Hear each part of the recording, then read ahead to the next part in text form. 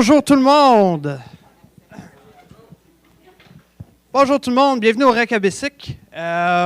Aujourd'hui, la Coalition Guertin est fière de vous présenter le forum sur l'avenir de Guertin. Dans le fond, la coalition, c'est d'abord et avant tout une initiative citoyenne appuyée par des groupes communautaires comme l'Association des résidents de l'île de Hull, le collectif régional de lutte à l'itinérance, l'Association de défense des droits sociaux de l'Outaouais et la clinique interdisciplinaire en droit social de l'Outaouais.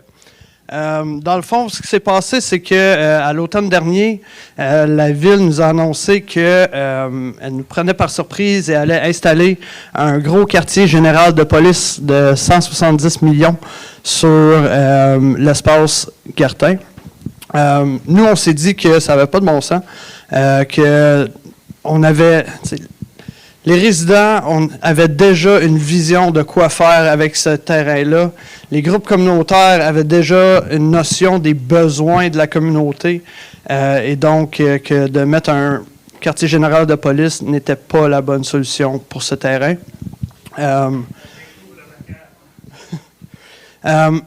Et donc, juste avant de commencer, j'aimerais introduire le conseiller municipal du district du Vieux-Hall, right? Monsieur Steve Morin, qui nous appuie notamment avec nous permettant de diffuser le forum sur le web. Donc, c'est ça. Merci beaucoup et je vous cède la parole.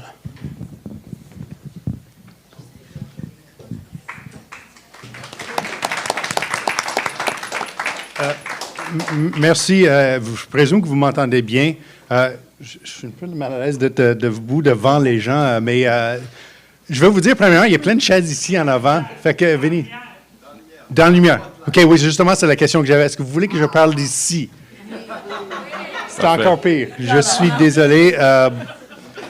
Regardez pas mes fesses. En tout cas, content de vous voir en grand nombre. Encore une fois, je pense qu'il y a de la place ici. Fait que venez, vous, ici, de ce côté-là. Moi, je vais faire un gros merci aux organisateurs de cet événement. Alex les a nommés, fait que je ne vais pas les renommer. Je vais aussi remercier tous les autres, vous qui êtes là. Je vais en parler brièvement parce qu'on m'avait demandé de faire un petit peu l'historique et le contexte politique dans lequel toute cette discussion se fait. Je vais essayer d'être bref. D'habitude, c'est dans mes qualités, mais on verra aujourd'hui parce que j'ai énormément de choses à dire. Premièrement, donc, je voulais vous remercier. Je vais dire que la consultation publique, l'animation politique, la participation citoyenne, c'est absolument essentiel au travail des politiciens comme moi pour dire que nous, on veut agir au nom des citoyens, mais il faut qu'on sache qu'est-ce que vous pensez. Ça me revient au contexte très spécifique, c'est-à-dire que lorsqu'on a annoncé le 1er novembre, qu'on demandait au conseil municipal d'approuver l'emplacement d'un quartier général sur le site Guertin avant 16 heures de cet après-midi-là, on n'avait pas demandé aux citoyens leur opinion. Heureusement, moi, mes collègues et d'autres autour de la table ont dit « ça n'a pas de bon sens, là. Ça n'a pas de bon sens, c'est trop rapide.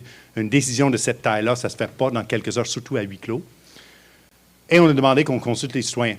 Je reviens en arrière. La consultation citoyenne a été promise aux gens de la Ville, particulièrement les gens du centre-ville, en 2016, formellement, lorsqu'on a pris la décision de déplacer l'équipe de hockey au centre Soche Poppy.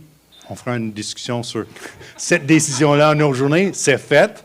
Mais on a promis formellement, par voie de décision formelle du conseil municipal, qu'on consulterait des gens sur l'avenir du Guertin.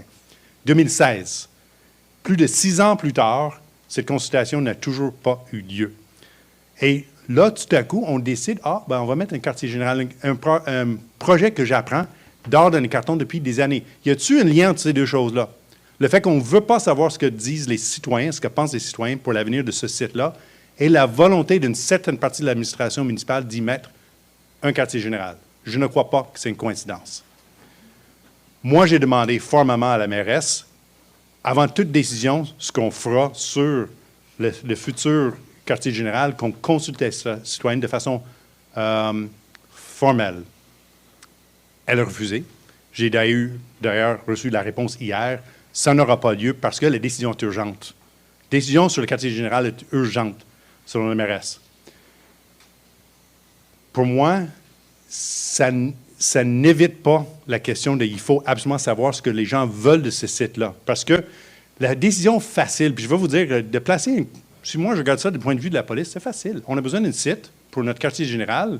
Il y a un site qui appartient à la ville, pas de problème de décontamination, relativement facile de se déplacer pour se rendre là. C'est facile. Moi, je pense que la ville, en prenant des décisions faciles, en choisissant la facilité plutôt que des bonnes décisions, fait fausse route. Donc, merci beaucoup. Comme je l'ai souvent dit, si on ne demande pas l'opinion des citoyens, les citoyens vont se faire entendre. Donc, merci pour ça, parce que vous vous faites entendre. C'est hyper important. J'ai bien hâte d'être votre porte-parole, de prendre les résultats de la consultation d'aujourd'hui, des informations, et les déposer à la ville. Dire, on ne les a pas consultés de façon formelle, mais quand même, voici ce que les gens veulent. Ça va être un début du processus. Bon, je reviens aux faits. Ça a été proposé au mois de novembre qu'on mette le quartier général ici. Cette discussion a été reportée à la demande des conseillers municipaux. Une première fois, au moins jusqu'au janvier. On a appris par les nouvelles que ça serait au plus tôt, au mois de février.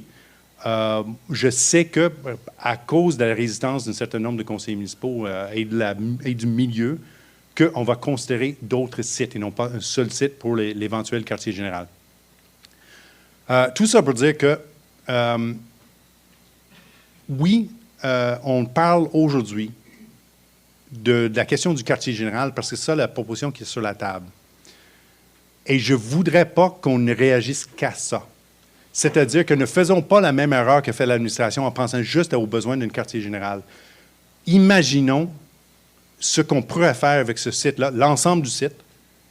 Qu'est-ce qui répondrait aux besoins de notre communauté, de nos gens les plus vulnérables, à la ville, pour notre environnement? Imaginons tout ça. Réagissons pas simplement à la proposition qui est sur la table parce que c'est ça la discussion qu'il faut avoir éventuellement. C'est quoi qu'on veut faire avec ce site qui est un bijou pour toutes sortes de raisons pour la ville. Qu'est-ce que nous, on veut faire avec ça? Qu'est-ce que vous voulez faire avec ça? Je vais quand même signaler la présence dans la salle de deux personnes que vous connaissez sans doute déjà, deux conseillers municipaux qui ont décidé, même s'ils ne représentent pas le centre-ville, M. Louis Sabourin et Mme Annick Desmarais.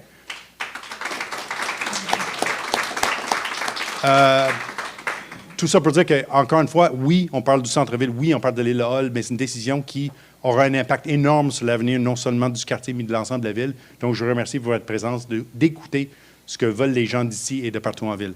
Je pense que j'ai fait le tour de la question. Bon, j'ai plein d'autres choses, mais c'est pas moi le show aujourd'hui, fait que je vais arrêter là, puis si vous voulez me parler, ben, je suis autour. Merci encore. Merci beaucoup, M. Morin.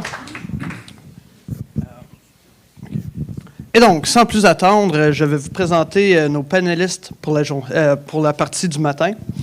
Tout d'abord, on a M. Pierre-Luc Beaune, coordonnateur à l'Association de défense des droits sociaux de l'Outaouais. Ensuite, nous avons Mme Marie-Ève Sylvestre, doyenne et professeure à la Faculté de droit de l'Université d'Ottawa.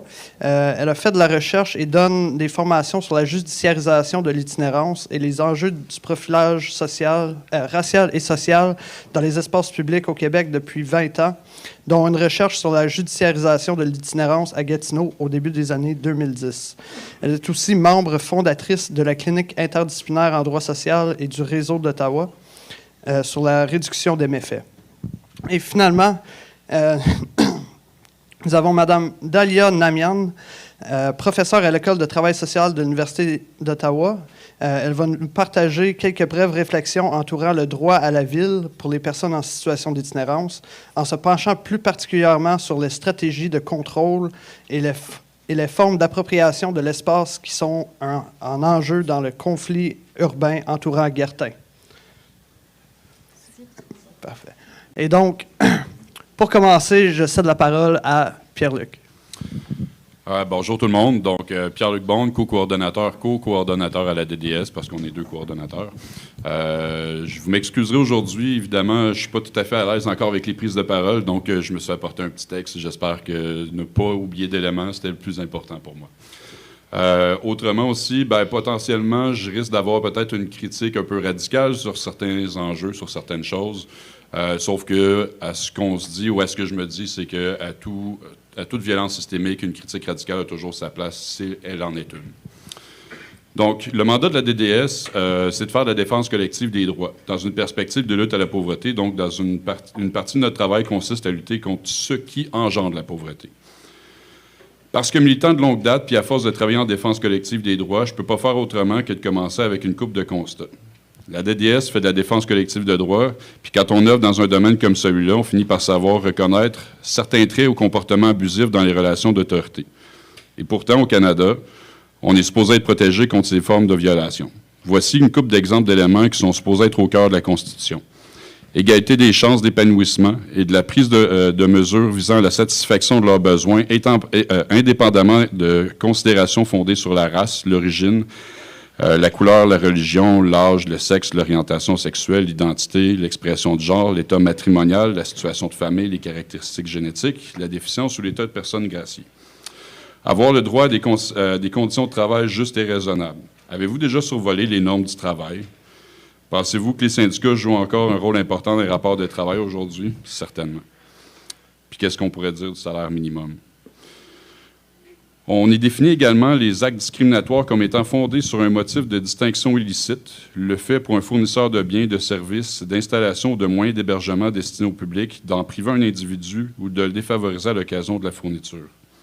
Ainsi que toute personne dans le besoin a droit à une aide financière et sociale susceptible de lui assurer un niveau de vie décent. Susceptible, qu'on dit. Hein? Je tiens à le rappeler, le Canada est signataire de la Déclaration universelle des droits de l'homme, du Pacte international relatif aux droits économiques, sociaux et culturels, et que la Charte des droits et libertés même sont reconnues dans la Constitution canadienne. Puis pourtant, il y a toutes sortes de violences insidieuses qui sont banalisées puis qui consistent en une multiple violation des droits de la personne et des collectivités. Puis comptez sur moi, quand on prend le temps d'observer, ça arrive souvent. Puis à chacun d'entre nous. On peut s'en détourner si on a les moyens financiers de les ignorer, de les contourner ou de ne pas être discriminé. On apprend à vivre avec nos contradictions puis à normaliser des rapports d'abus. Mais en tout état de conscience, on sait tous que c'est pas sain. Notre société est donc en rupture avec le progrès social, quoi qu'on en dise. Les valeurs capitalistes montées en vertu par des normes, des lois, instaurent des dynamiques malsaines, sont devenues des fondations même de notre contrat social, puis elles sont incompatibles avec le bien-être humain et le bien commun. On observe puis on dénonce régulièrement le problème des inégalités, de la concentration des richesses et des pouvoirs, puis pourtant on ne fait rien pour éliminer structurellement ces problèmes. Pourquoi? Les gouvernements ne font-ils que contenir dans la mesure d'une certaine paix sociale? On tolère que notre système repose sur la pauvreté et l'assujettissement économique de la majorité de la population afin de remplir les poches des plus riches puis des possédants. Cette dynamique-là est totalement contraire à une démarche qui met l'humain au centre des réflexions, des décisions, bref, au centre des priorités. Alors pourquoi est-ce que notre système se pose en rupture avec bon nombre des valeurs et des principes des droits humains malgré les pactes, les déclarations et les chartes? Vous connaissez l'expression qui dit « ce qui est légal n'est pas forcément moral ». L'Holocauste était légal, la ségrégation aux États-Unis était légale, l'apartheid en Afrique du Sud était légal, les pensionnats autochtones étaient légaux. Le modèle d'une société capitaliste repose sur une société de classe pour faire rêver ceux qui ne sont pas en haut de l'échelle sociale, puis une classe pour servir de leçon afin de contenir la distance. Comme ça force les gens à vouloir d'une part ce qu'ils n'ont pas, mais à savoir aussi ce qu'ils ne veulent pas pour les en dissuader. Ce qui fait en sorte qu'on travaille tous toujours plus à la construction d'une richesse que finalement, il n'y a qu'une minorité qui réussisse à bénéficier. Cette dynamique-là existe au détriment, évidemment, du tissu social et de l'environnement. Si nous voulons encore croire en cette démocratie, on peut toujours tout de même espérer nous attendre à ce que les représentants de la population travaillent au strict minimum avec bienveillance et diligence auprès des populations et plus particulièrement auprès de celles qui ont les droits les plus bafoués, celles qui vivent avec moins de moyens financiers que les besoins de base ne l'exigent. La pauvreté n'est donc pas qu'une violence systémique imposée à des gens qui... La pauvreté est donc une violence systémique imposée à des gens qui ne fitent pas ou qui ne se reconnaissent pas dans les normes de cette société-là. On ne parle pas nécessairement de parias, mais d'individus qui n'ont pas nécessairement les ressources pour rencontrer les exigences du système. La pauvreté, ce n'est donc pas qu'un statut social, c'est une condition imposée, tout simplement. Puis disons-le, la pauvreté, c'est violent comme condition.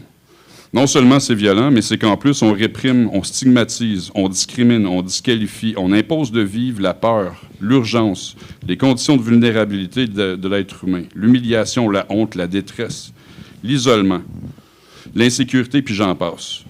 Puis souvent, plus longtemps il reste, plus qu'on intériorise les stigmates qui viennent avec, puis plus que c'est difficile de s'en sortir, plus les conséquences risquent de devenir permanentes. Au final, ça engendre une rupture avec plus ou moins significative avec le restant de la société. Donc, violence économique, violence institutionnelle, violence physique, violence psychologique, violence sociale. Est-ce que ça ne ressemble pas un peu à une relation d'autorité abusive, ça, non? Est-ce qu'on ne pourrait pas partir de là pour questionner la légitimité de certaines formes d'autorité? Évidemment, je ne pourrais pas parler de pauvreté sans faire appel au rapport qui existe entre la pauvreté et les forces de l'ordre. Un quartier populaire, c'est aussi un quartier avec une forte présence policière, puis Gatineau n'échappe pas à la règle. On s'entend tous pour dire que la pauvreté et les problèmes sociaux en tout genre sont omniprésents dans le secteur. Bon nombre d'organismes communautaires sont justement implantés pour répondre aux besoins spécifiques de la population.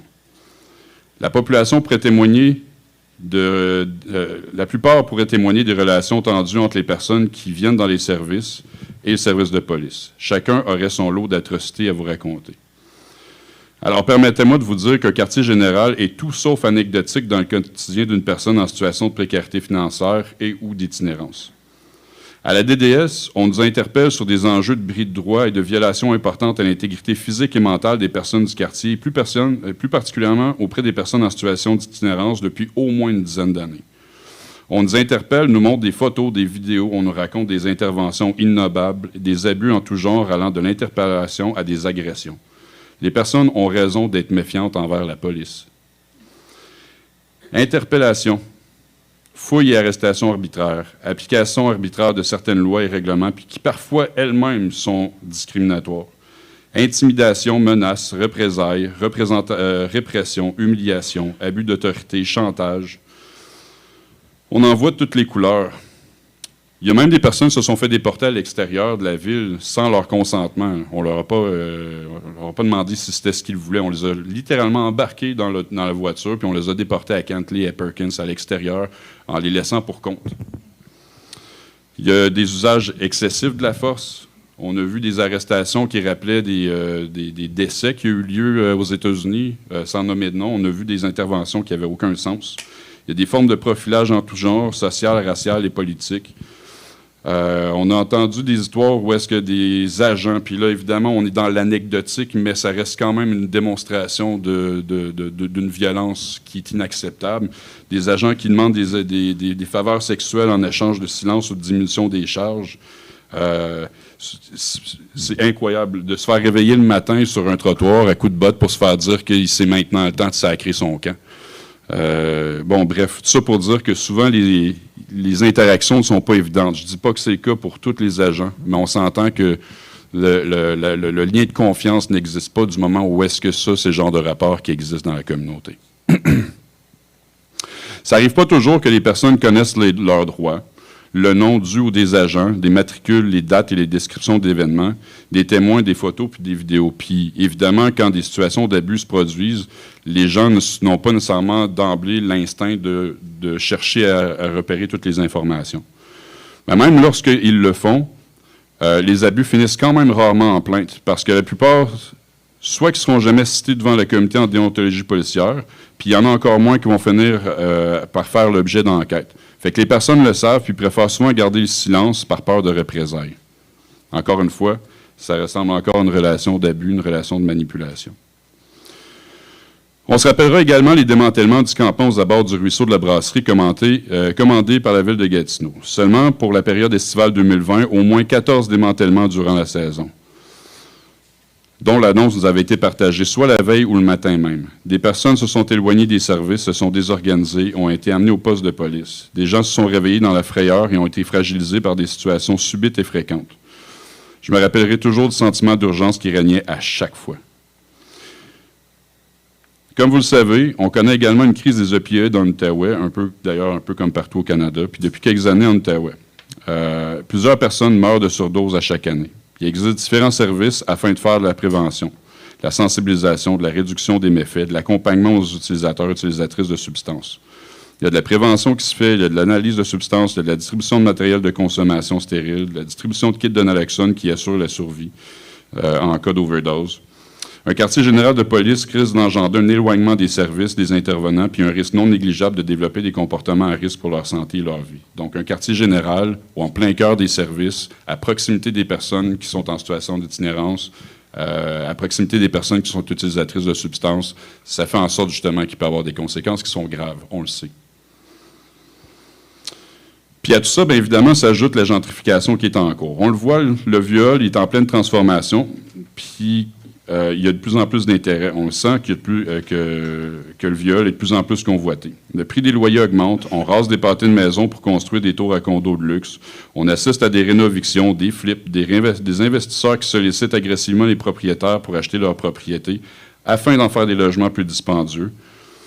On s'est nous autres même fait solliciter au moins à 3 reprises depuis 2 ans à la DDS. Le quartier s'embellit un peu comme si on assistait soudainement à un rebranding. Des commerces fins font leur apparition. Ça plaît certainement aux travailleurs fédéraux, puis à une partie de la population, j'en conviens. Mais on ne pourrait pas nier que ça ne répond pas nécessairement aux besoins ni à l'identité de tout le monde. Ça ressemble en tout cas à une opération de séduction auprès d'une population plus aisée. On s'entend, la ville de Gatineau souhaite quand même augmenter la densité de la population dans le secteur, puis on le comprend. Mais ça engendre quand même des enjeux de cohabitation. On s'attend à ce que la cohabitation, justement, ne soit pas nécessairement facile, que la police va sans doute être appelée beaucoup plus souvent à intervenir. On s'attend à ce que la population actuelle sera de plus en plus forcée de partir, puis on sait qu'une portion de la population actuelle sera déracinée. On sait parce qu'il n'y a pas d'alternative bon marché de prévue sur le territoire. Puis encore pire, il n'y en a pas d'alternative ailleurs, puis il n'y a pas vraiment personne qui semble se soucier de l'attachement de ces résidents-là à leur quartier. Vous savez, il y a 2-3 ans, il y a le gouvernement fédéral qui avait débloqué également dans la question de la crise du logement. J'ai mentionné un montant, je pense que c'est 10 milliards, on était dans ces eaux-là, c'était de gros montants, à grandeur du Canada, pour un programme de construction rapide de logements. Les critères et les délais étaient assez déraisonnables, mais encore fallait-il avoir du terrain pour le faire. Puis la Ville de Gatineau n'a pas souscrit à ce programme-là, puis les organismes, on n'avait pas les ressources pour pouvoir postuler. Fait que ça nous a passé en dessous du nez. Le terrain de Gartin, c'est un exemple flagrant de ce qu'on pourrait en faire, si on le réservait pour ce genre de projet-là. Bref, je pourrais définitivement continuer sur une liste infinie, justement, de besoins. Mais je ne me lancerai pas là-dedans aujourd'hui. Parce que... 2 secondes.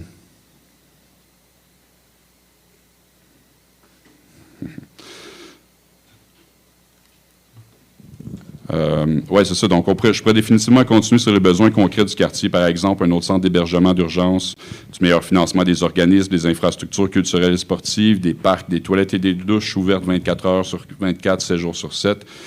Mais exactement comme je disais, je ne veux pas donner une liste d'épicerie pour le moment. On veut tout simplement pas négocier une entente à la baisse qui n'avantagerait qu'une partie de la population actuelle et future au détriment des personnes en situation d'extrême précarité. Ce qu'apporterait un quartier général à Gartin. Il y a bon nombre d'acteurs qui le font de manière très pertinente, dont l'Association des résidents de l'île de Hull et la Clinique interdisciplinaire en droits sociaux. En ce qui me concerne, un quartier général, en soi, est un pied de nez aux mains des efforts que les partenaires investissent à tous les jours dans l'intérêt des personnes qui habitent puis incarnent l'âme de l'île de Hull. Ça rajoute l'insulte et l'injure auprès des populations marginalisées qui vivent déjà trop de préjudices. Ce serait le prolongement de la violence envers eux, ce qui amènerait à la question, est-ce que la Ville de Gatineau a envie de faire partie ou de prendre part du problème ou de prendre part à la solution? Il m'apparaît évident que le seul choix qui prime est celui qui est le moins dommageable aux populations actuelles. Les élus, les conseillers, la mairesse font partie d'une frange de la population qui sont privilégiés. Nous sommes donc en droit de nous attendre à ce qu'ils soient en mesure, par leur fonction, de comparer leurs privilèges à la violence que subissent ceux qui n'en ont pas et de faire l'effort conscient de faire les choix d'élever la qualité de vie des plus opprimés dans le dossier du terrain de Gartin plus précisément, mais également dans l'ensemble des dossiers qu'ils ont à traiter. Notre monde a besoin d'amour, il a besoin de guérison, a besoin de retrouver un rythme de vie et des environnements sains qui lui sont propres et humains. Alors, si notre société est en rupture avec nos besoins, est-ce que c'est légitime d'être en rupture avec ce système-là? Je vous quitte là-dessus.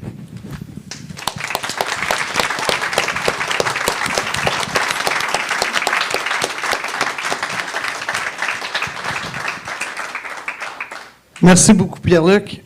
Je passerai donc maintenant la parole à Mme Marie-Ève Sylvestre.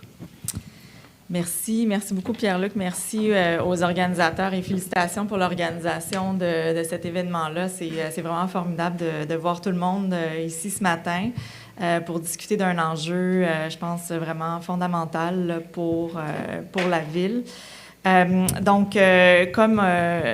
Alex le mentionnait en introduction, je fais de la recherche sur la judiciarisation de l'itinérance et le profilage social et racial depuis plusieurs années.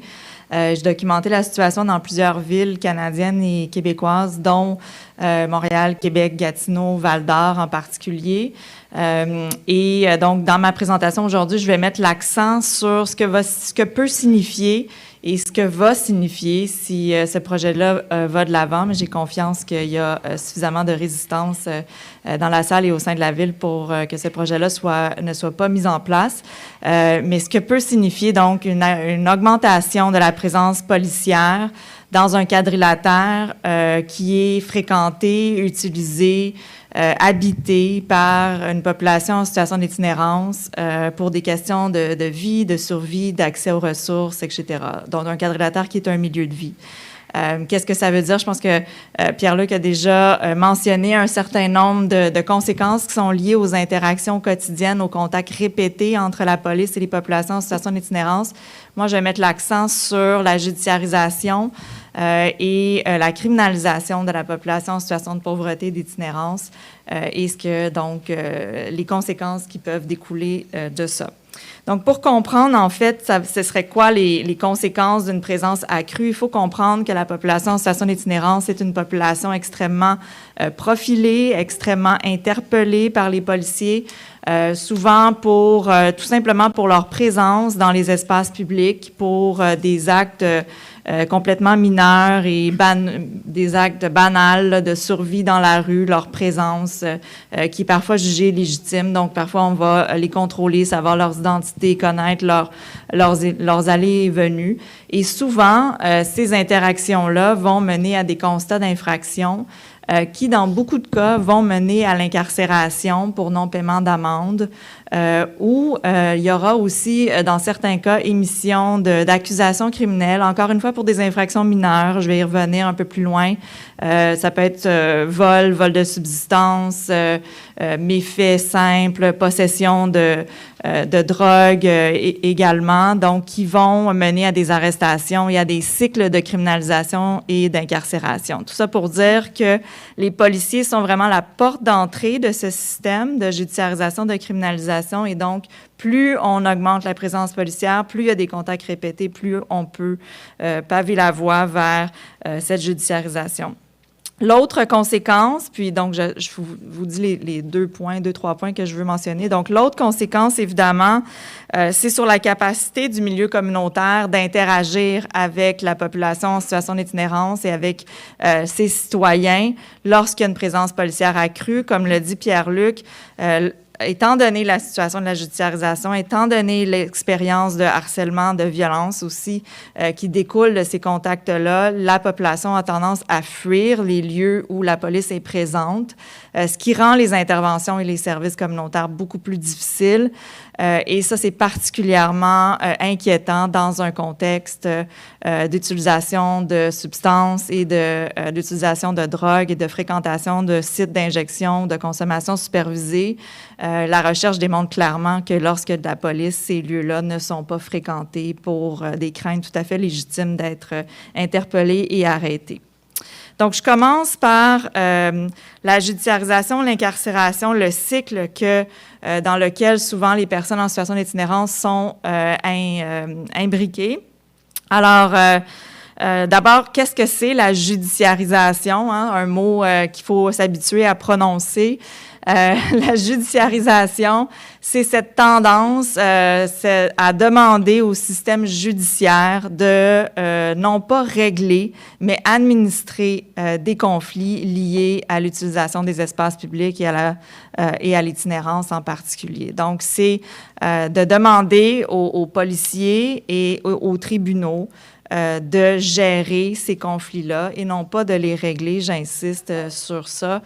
Souvent, le système judiciaire, le système policier, évidemment, sont très mal outillés pour régler ou du moins pour répondre aux besoins des personnes. Donc, j'ai un PowerPoint, là. Vous êtes... Anne, t'essaies de me suivre. Merci. Si tu peux revenir au début, j'ai même pas commencé. Mais j'ai déjà dit des choses, donc ça va aller vite, le PowerPoint. Juste vous dire, les recherches qu'on a menées avec la professeure Bello, ce qu'on a fait, c'est on a compté les constats d'infraction qui étaient émis aux personnes en situation d'itinérance dans plusieurs villes québécoises. Notre méthodologie, c'était, avec l'appui des cours municipales, d'extraire les constats d'infraction pour lesquels les personnes avaient donné des adresses de refuge.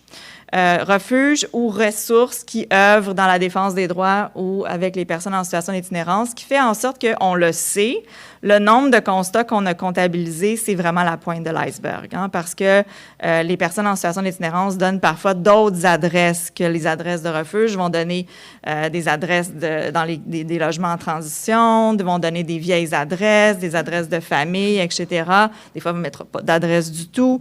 Nous, on a seulement compté les constats où il y avait des adresses de refuge, puis vous allez voir quand même, les chiffres sont assez impressionnants. Des constats remis en vertu des règlements municipaux. Ici, à Gatineau, le règlement sur la paix et le bon ordre. Et on a fait ça dans plusieurs villes, là, la même méthodologie.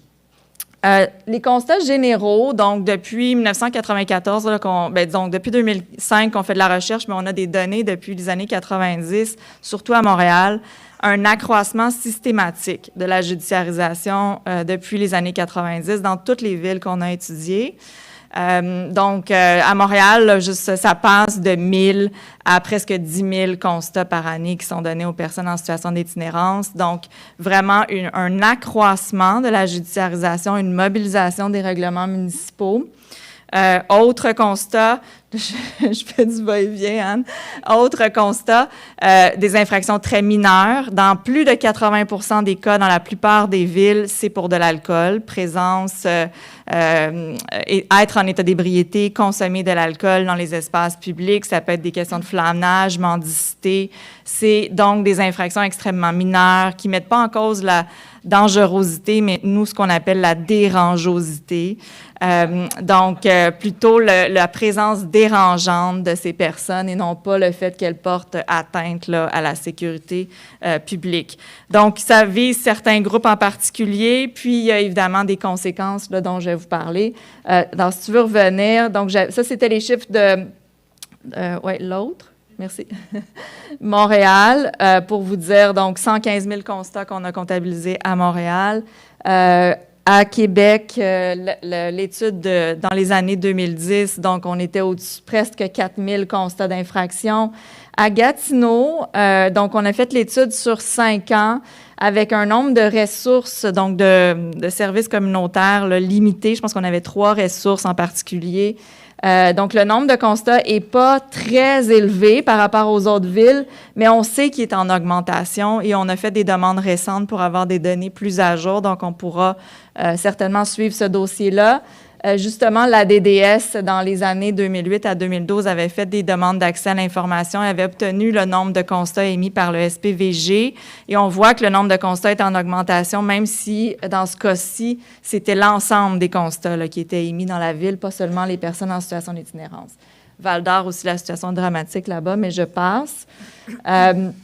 Changement de diapo. Donc, les principaux faits reprochés, ça, c'est Gatineau. Vous voyez, consommation d'alcool, être ivre sur la voie publique, troubler la paix, infraction assez fourre-tout, là, qui représente toutes sortes de choses, donc mendicité et beaucoup d'infractions en vertu du Code de la sécurité routière aussi, des gens qui dormaient dans les voitures, des voitures pas stationnées au bon endroit, etc. Prochaine diapo. Donc, ce qu'on a constaté, et ça, c'est nous et la Commission des droits de la personne du Québec, c'est que lorsqu'on regarde le total de constats d'infraction qui sont donnés dans ces villes-là et le nombre qui est donné aux personnes en situation d'itinérance, on est vraiment devant des cas de profilage social, c'est-à-dire qu'il y a vraiment une disproportion. Il y a beaucoup plus de constats qui sont donnés aux personnes en situation d'itinérance, certainement par rapport à leur population, là, au pourcentage qu'elle représente, mais aussi même si on considère l'occupation des espaces publics. Donc, il y a vraiment des enjeux de profilage. Donc, les policiers, comme je disais, sont le premier maillon de ce système. Donc, plus on accroît la présence policière, plus on risque de tomber dans cet engrenage. Quelles sont les prochaines étapes après avoir reçu un constat d'infraction? Bien, le constat d'infraction fait son chemin à la cour municipale. La plupart du temps, il doit y avoir un jugement, mais la plupart du temps, les personnes ne se présentent pas lorsqu'il y a un jugement. Donc, les jugements sont rendus par défaut. Et souvent, en fait, jusqu'à tout récemment, le Code de procédure pénale permettait l'émission d'un mandat d'emprisonnement pour non-paiement d'amende et des personnes étaient donc incarcérées. Voici ce que ça avait l'air dans les années 2010 à Gatineau. Donc, près de 57 % de jugements qui étaient rendus par défaut ou réputés rendus, là, une technicalité procédurale. Autrement dit, 92 % des constats qui étaient rendus en l'absence de la personne, sans contestation, et donc de façon automatique, faisaient leur chemin. Et si on regarde au niveau de la prochaine diapo, l'emprisonnement pour non-paiement d'amende, on voit que 70 % des dossiers, ça c'est à Gatineau, se menaient à de l'incarcération pour non-paiement d'amende. Ça, c'est les années 2005 à 2010, où on voit vraiment que lorsque les dossiers étaient fermés, 70 % menaient à un mandat d'emprisonnement. Mandat ne veut pas dire incarcération, mais veut dire émission d'un mandat. Puis ce qu'il faut comprendre, c'est que lorsqu'on a des gens qui sont sous mandat d'emprisonnement et qu'elles fréquentent des lieux où il y a une présence policière, bien, qu'est-ce qu'on fait? On a tendance à les fuir. Les gens savent souvent qu'ils sont sous mandat, craignent une interaction, craignent d'être arrêtés. Donc, même si ce mandat-là, dans certains cas, ne se solde pas par de l'incarcération, il y a cette présence, puis il y a cette espèce d'épée de Damoclès qui fait en sorte que tu ne veux pas être en présence de la police. Donc, il y a eu une modification en 2020 au Code de procédure pénale et la ministre à l'époque, les travaux en commission parlementaire, certains groupes là, communautaires ont comparu à ce moment-là. L'objectif, c'était clair, arrêtons d'incarcérer des personnes en situation d'itinérance. C'est clair partout. Le ministère de la Justice, c'est très clair quant aux objectifs. On a modifié le code. Le juge ne peut plus émettre un mandat, sauf s'il est convaincu que la personne soit à la capacité de payer et refuse de payer ou a négligé de payer. Donc, si la personne n'a pas la capacité de payer, elle a une excuse raisonnable, là, pour utiliser les mots de la loi, et on ne devrait pas émettre de mandat d'incarcération. Malgré ça, la situation à Gatineau, donc ça, c'est des données très, très récentes obtenues par une demande d'accès à l'information de Julien David Pelletier et la Cour municipale qui a indiqué que depuis janvier 2020 jusqu'en décembre 2022, c'est 2461 demandes qui ont été faites d'imposition de peine d'emprisonnement ici à Gatineau. Donc là-dessus, il y a 1313 dossiers qui sont en mandat d'emprisonnement, donc c'est-à-dire qui sont au service de police prêts à être exécutés. Donc ça, c'est 1300 personnes qui vivent sous cette idée là, de pouvoir en tout temps subir l'imposition d'un mandat d'emprisonnement. 457 défendeurs qui ont purgé du temps en prison. Ça, c'est en 2 ans et alors qu'on a modifié le code pour interdire cette pratique. On a aussi obtenu d'autres données du ministère de la Sécurité publique. Et ça, c'est le nombre de personnes qui sont effectivement incarcérées dans les prisons provinciales depuis 2019 pour des infractions municipales. Et regardez qui a le record d'incarcération pour non-paiement d'amende. Au Québec, présentement, c'est la prison de Hull. Donc, ça ne veut pas dire que toutes les personnes qui sont incarcérées à la prison de Hull ont nécessairement commis des infractions ici sur le territoire, là, parce qu'il y a des fois, les gens sont incarcérés même s'ils ont commis des infractions ailleurs.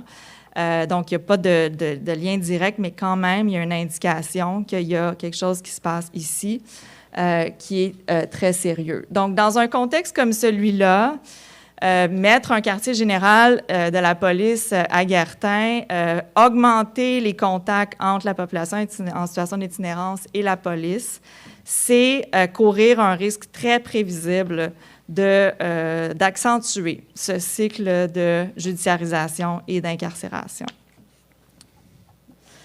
Alors là, je ne sais même pas combien de temps que je parle, je ne veux pas trop parler. 3 minutes peut-être? OK.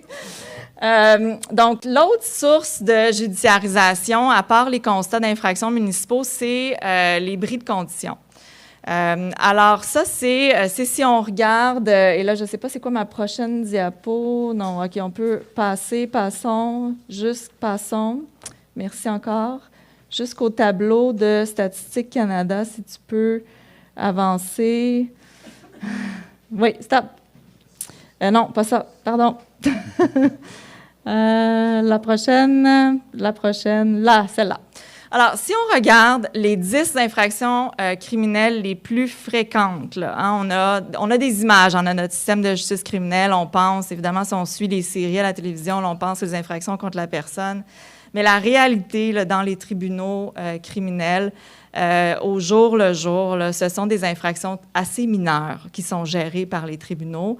Voici les 10 infractions criminelles les plus fréquentes. La première, c'est le vol. Ensuite, la conduite avec faculté affaiblie est aussi une infraction importante. Les voies de fait simples, qui peuvent aller du simple accrochage. Là, donc, un voie de fait simple, c'est un voie de fait, donc c'est l'utilisation de la force, mais sans qu'il y ait eu de conséquences graves. Là. Donc, ça peut être assez sérieux, mais ça peut être aussi assez banal. Là. Une bousculade est un voie de fait. Et les deux autres qui sont dans le top 5, le défaut de se conformer à une ordonnance et le manquement aux conditions de probation, c'est là-dessus que je veux attirer votre attention en particulier. Ça, c'est lorsqu'une personne se fait, disons, arrêter par la police pour vol, une infraction mineure, et elle se fait remettre en liberté par le policier avec des conditions. Par exemple, revenir devant le tribunal, ne pas consommer d'alcool, ne pas fréquenter tel parc où je viens de te trouver, ne pas rentrer dans la succursale de la SAQ où tu viens de te faire arrêter, etc. Donc, on remet en liberté les personnes avec des conditions. Et lorsque la personne est prise en bris de condition, bien, elle commet une infraction qu'on appelle manquement à une ordonnance. Et ça, c'est une infraction extrêmement fréquente qui est encore une fois liée aux interactions entre la police et les populations. L'autre infraction, c'est le manquement aux conditions de probation, donc une personne qui se fait condamner pour une infraction, disons vol, voie de fait. Ça peut être possession simple aussi, ça peut être les infractions liées à la prostitution, plaide coupable, est condamné à une peine de probation avec des conditions et va violer ces conditions-là. Là, si tu m'amènes à la prochaine diapo, encore. Alors, ce qu'il faut comprendre, c'est que chaque interpellation, chaque contact entre le policier et une personne en situation d'itinérance ou une personne marginalisée est une occasion pour le policier de vérifier, non seulement une occasion de lui donner un constat d'infraction, mais aussi une occasion de vérifier son dossier, de voir est-ce que cette personne-là est en défaut mandat, est-ce que cette personne-là avait des conditions de ne pas se trouver dans tel lieu, puis là, elle se trouve, des conditions de ne pas consommer, puis là, oups, elle est en état d'ébriété sur la place publique. Donc là, constat d'infraction, bris de conditions. À chaque fois qu'il y a un contact, c'est une occasion de vérifier ça. Donc, vous pouvez imaginer le stress, l'anxiété vécue par les personnes qui vivent en sachant qu'elles sont prises dans cette spirale-là. Alors, nos entrevues avec les personnes ont révélé justement beaucoup d'anxiété, un jeu de chat et de souris. On va éviter les lieux, on va se déplacer à des endroits plus dangereux pour nous, on n'a pas accès aux services ou on a moins de réseau parce qu'on veut éviter la présence policière. Donc, il y a aussi, sans parler du fait que lorsqu'on enclenche des cycles d'arrestation, judiciarisation, incarcération, même si on retient la personne juste pendant 24 heures, là, si cette personne utilise, par exemple, des opioïdes, ben, on sait que l'incarcération peut mener à des sevrages involontaires. On sait que ça met en danger sa vie. Donc, on sait que la judiciarisation et l'incarcération portent atteinte non seulement aux droits des personnes à beaucoup d'égards, mais aussi peuvent mettre en cause la vie, la sécurité de la personne et entraver le processus là, de lien avec le milieu communautaire. Donc voilà, je pense que je vais m'arrêter ici pour céder la parole à Dalia, qui je pense va développer encore davantage ces logiques-là. Mais en conclusion, je dirais que on sait que la voie policière, la judiciarisation de l'incarcération n'est pas la solution. Si ça fonctionnait, comme on dit, on le saurait. Il y a pas d'effet dissuasif auprès des populations qui sont en mode de survie. Ça porte atteinte aux droits. Donc, je pense qu'il faut davantage investir dans des solutions sociales, communautaires, et arrêter de demander aussi aux policiers d'être les premiers répondants. Il y a d'autres ressources, on le sait. Plusieurs d'entre vous contribuez dans le milieu. Donc voilà, merci.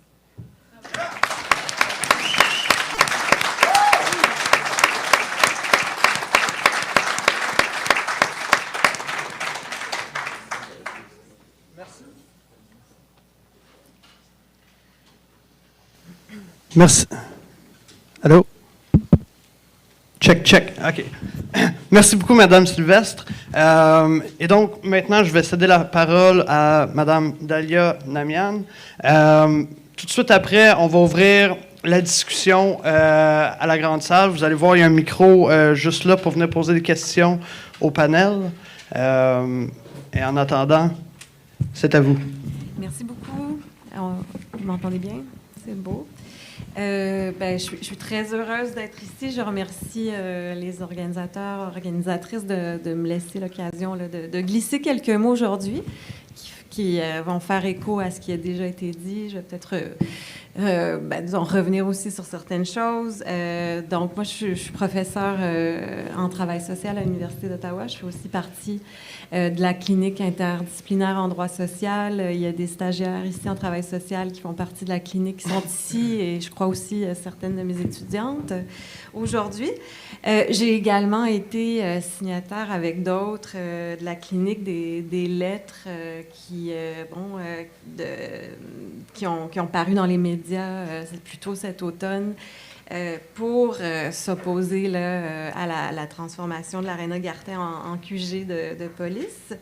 J'ai signé cette lettre-là avec la conviction que c'était une idée très problématique, en tant que citoyenne, comme on l'est tous et toutes, d'abord, mais aussi en tant que chercheur, notamment parce qu'à travers mes recherches sur l'itinérance, à travers les années, dans différentes régions, y compris ici, j'ai été appelée à constater, comme avec d'autres, à quel point les personnes en situation d'itinérance sont dépossédées d'un paquet de droits, mais aussi d'un droit social qui me semble fondamental, qui est rarement discuté ou rarement évoqué, celui du droit à la ville. Alors, le droit à la ville, qu'est-ce que c'est? Qu'est-ce qu'on peut entendre par là? Évidemment, il y a plusieurs définitions qu'on peut lui donner. Mais moi, j'aurais envie de dire qu'il se définit par trois dimensions importantes puis qui nous concernent plus particulièrement aujourd'hui.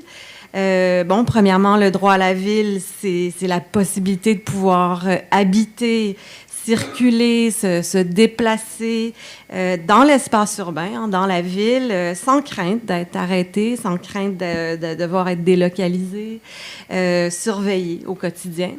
Deuxièmement, le droit à la ville, c'est la possibilité aussi de pouvoir jouir d'un chez-soi, c'est-à-dire de la possibilité de pouvoir s'ancrer de manière relativement stable, durable, dans un lieu de vie, dans une communauté. Et ça, c'est un espace, la communauté, qui va au-delà de la brique et du béton. C'est un espace qui est tissé de tout un ensemble de relations sociales, affectives, de solidarité et qui prennent forme, finalement, dans une ville, à l'échelle d'un quartier, à l'échelle même d'un secteur. Et troisièmement, le droit à la ville, et ça, c'est quelque chose qu'on met souvent de l'avant quand on en parle. Pierre-Luc t'en a parlé, M. Morin aussi, c'est la possibilité de pouvoir... c'est la possibilité, en fait, pour tous les citoyennes, quel que soit leur statut socio-économique, d'avoir un mot à dire sur le devenir de la ville. Et ça comprend aussi la possibilité là, de pouvoir inventer, de pouvoir créer, de pouvoir modifier même son habitat, ses manières d'habiter la ville, et y compris évidemment pour les personnes en situation d'itinérance, les personnes les plus marginalisées, les personnes qui ont le moins de voix dans l'espace public. Évidemment, force est de constater, là, c'est sûr que la visée de la mairie concernant Guertin va à l'encontre d'une telle conception du droit à la ville. En fait, c'est une vision qui s'inscrit plutôt dans une tendance, en fait, inversée. C'est une tendance qui est croissante, qui est lourde, qui est observée, qui est documentée, pas uniquement ici, mais partout au pays, et dans plusieurs recherches. C'est la tendance qu'on peut observer, notamment chez les élus, chez les pouvoirs publics, de déployer et puis de mettre en œuvre tout un ensemble de stratégies de contrôle des personnes en situation d'itinérance dans l'espace urbain, dans l'espace de la ville. Donc, ces stratégies-là de contrôle spatial, si on peut dire, elles prennent plein de formes. Elles vont utiliser différents moyens, mais je dirais toujours avec le même objectif, c'est de faire en sorte que la ville, finalement, puisse avant tout là, répondre aux besoins, servir les intérêts des classes aisées. Et tout en cherchant en même temps à invisibiliser, voire même à éradiquer, donc les manières d'habiter, d'occuper la ville qui viendraient contrevenir ou qui sont jugées finalement nuisibles à cet objectif-là. Et c'est particulièrement le cas en ce qui concerne les manières d'occuper l'espace, les manières d'habiter la ville pour les personnes en situation d'itinérance. Les recherches en travail social, en sciences sociales, il y en a plusieurs qui ont été réalisées, notamment depuis les années 90. Elles ont très bien documenté, elles ont mis de l'avant tout un ensemble de stratégies de contrôle spatial. Je pourrais en nommer plusieurs, là, et je pourrais en discuter longuement, mais disons pour nommer les plus fréquentes. Puis à mon avis, donc, cette volonté-là de transformer Guertin en QG de police, elle utilise plusieurs de ces stratégies-là. La première, je vais en nommer 3 ou 4. La première, c'est ce qu'on pourrait appeler le cantonnement ou l'enclavement. C'est une stratégie de contrôle spatial, le terme le dit, qui va chercher à cantonner, à enclaver les personnes sans abri dans des périmètres restreints, spécifiques de la ville, souvent dans des interstices, dans les marges, de façon à réduire, entre autres, leur mobilité, leur circulation dans l'espace urbain, à réduire aussi les interactions avec les autres citoyens, entre guillemets, avec les commerçants. Et ça, c'est une stratégie là, classique, je dirais, de contrôle de l'espace qui s'est matérialisée historiquement dans plusieurs villes et notamment dans l'installation là, des refuges pour personnes sans abri dans des endroits spécifiques de la ville. Justement, souvent en retrait là, des passants ou des commerces. C'est le cas avec le Gétami, entre autres. Mais ce qu'il faut constater aussi, puis on l'a fait, Marie-Ève, Pierre-Luc l'ont mentionné, c'est que en réponse à cet enclavement-là, les gens de la communauté, les organismes communautaires ont mis sur pied tout un ensemble de services, de ressources qui assurent la survie des personnes à la rue. Donc, il s'est créé, autrement dit, en réponse à cette stratégie d'enclavement-là, ce que certains appellent une sorte de géographie de la survie. Et ça, c'est un espace de solidarité sociale qui est indispensable à la survie, justement, des personnes en situation d'itinérance et qui, donc, serait, on l'a dit, menacé avec une décision comme celle-là. Ce qu'on dit peut-être moins, il me semble aussi, c'est que, ou plus rarement, c'est qu'au sein même de cette géographie de la survie qui peut se créer dans un secteur assez restreint, finalement, c'est aussi une certaine communauté qui se tisse, qui se crée, où les personnes finalement en viennent dans ces lieux-là à tisser forcément des liens, des liens, des connaissances, des liens affectifs, qu'ils soient amicaux ou autres, des liens de solidarité, d'entraide. C'est un espace de vie où les personnes, hein, comme nous tous et toutes dans nos quartiers respectifs, on le fait, où finalement elles ont leurs repères, leurs habitudes, elles connaissent bien les rues, il y a des visages familiers. Et aussi, c'est un espace souvent où les personnes marginalisées vont se sentir peut-être plus accueillies, moins stigmatisées, moins jugées. Et donc, tout ça pour dire que dans cet espace-là, autour des refuges, autour de ces services-là, oui, c'est un espace de survie, mais c'est aussi une forme de communauté dont il faut absolument tenir compte là, quand on pose, on anticipe poser des gestes comme ça dans l'environnement de proximité des personnes à la rue. Donc, ce que certaines appellent, c'est une géographie émotionnelle finalement qui se tisse dans une sorte de géographie de la survie.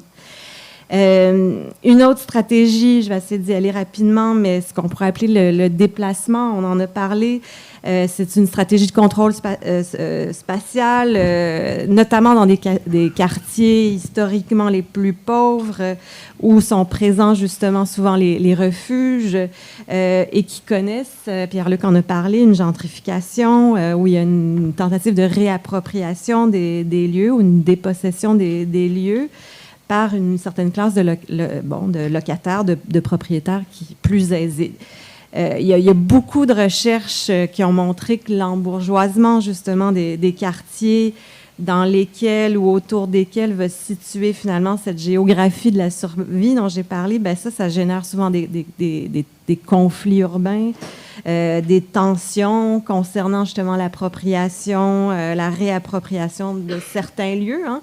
C'est pour ça qu'on est ici aujourd'hui. Donc, c'est évidemment des lieux qui ont des valeurs, des utilités différentes selon les groupes. On voit au sein de ces tensions-là qui émergent de cet embourgeoisement souvent des quartiers, ce qu'on appelle le phénomène « pas dans ma cour ». Hein. Ça, c'est fréquent, où il y a peut-être certains groupes de résidents, de commerçants qui ont généralement plus de voix, plus de pouvoir économique, pouvoir politique, qui peuvent en venir à contester même la présence des personnes sans abri dans un quartier, dans un périmètre. On va souvent évoquer des motifs de sentiments d'insécurité qui ne sont pas toujours justifiés là, objectivement. Et en réponse donc à ces conflits-là, ces tensions-là urbaines, ce qu'on voit, ce qui est documenté, c'est effectivement, Marie-Ève en a parlé, qu'on voit accroître une sorte de surveillance policière, de mesures judiciaires, ou soit carrément, et c'est pour ça que je parle de déplacement, on va chercher à déplacer les refuges, déplacer les ressources pour personnes sans abri dans d'autres quartiers, dans d'autres lieux, et en tenant pas du tout compte, en fait, de trois choses. La première, c'est je l'ai dit, en faisant ça, on retire finalement les personnes de cette géographie de la survie qui est importante. On les déplace dans des lieux qui sont souvent très loin des services. Ensuite, on ne tient pas du tout compte du fait que ce déplacement-là, en soi, ça génère énormément d'anxiété, de stress pour les personnes qui, veulent pas, justement, en sont venus à créer un certain sentiment d'appartenance là, au lieu, qui ont créé des routines, des habitudes, comme on en a tous finalement, puis des routines qui créent une sorte de stabilité aussi dans leur vie plutôt instable. Puis, troisièmement, c'est qu'on fait juste, en gros, tasser le problème, entre guillemets, puis en déplaçant, on voit que ça génère d'autres tensions, d'autres conflits, d'autres phénomènes pas dans ma cour. On l'a pu l'observer ici, mais à Ottawa aussi, quand on a essayé de déplacer l'Armée du Salut dans un autre quartier, il y a une coalition de citoyens qui s'y est opposée assez fortement. Je ne sais pas combien de temps il me reste... peut-être une troisième et dernière, mais il y en aurait plusieurs stratégies de contrôle spatial. Ce qu'on pourrait appeler les questions de réaménagement, de revitalisation. c'est disons une stratégie de contrôle spatial qui entre dans, entre autres, ce que Michel Parazelli appelle l'esthétisation des villes. C'est-à-dire qu'on va chercher à rendre les villes, certains quartiers plus attrayants, plus beaux, pour les classes aisées, pour les touristes, pour les commerçants. En soi, c'est pas problématique, mais c'est problématique, on va le faire en cherchant à invisibiliser, tasser finalement les personnes à la rue qui occupent ces lieux-là, de toutes sortes de façons. Donc voilà.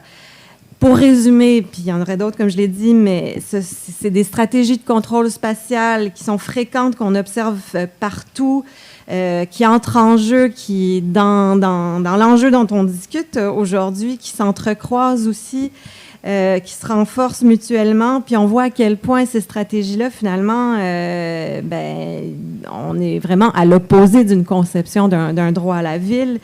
Et on contrevient aux 3 dimensions que j'ai mentionnées. Hein, donc, en n'assurant pas que les personnes puissent circuler, habiter la ville sans crainte de se faire surveiller, déplacer, contrôler au quotidien.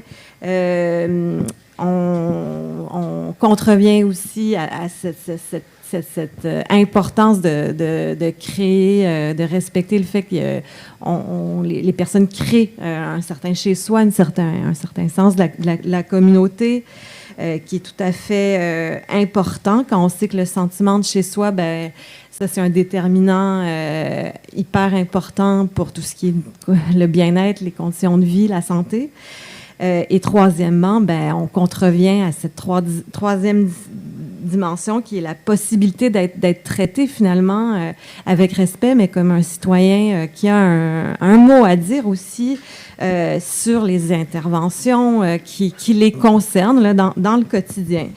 Mais j'aurais envie quand même de dire qu'aujourd'hui, on se réapproprie d'une certaine manière ce droit à la ville, et puis je trouve que c'est quand même une super initiative qui va dans ce sens-là. Ouais. Merci.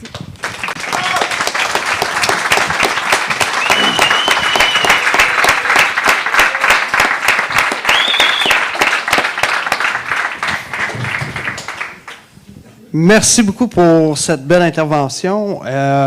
Donc, comme je disais tantôt, on va commencer la période de discussion. Si vous avez des questions, des commentaires, suggestions, trucs comme Nintendo, le micro est à vous. Donc, allez-y. Bonjour, merci d'être là. Là, en ce moment, on est dans un forum qui est opposé à l'installation de QG de police à Gatineau. Moi, je me demandais plus généralement, que pensez-vous, par exemple, de mettre 170 millions dans un nouveau QG de police, que ce soit à Gatineau ou non? Est-ce que vous trouvez que Gatineau met peut-être trop de financement dans les services policiers, qu'on ne pourrait pas mettre plutôt de l'argent, par exemple, dans des services de crise où ce que les premiers répondants seraient des intervenants psychosociaux plutôt que des policiers? Merci.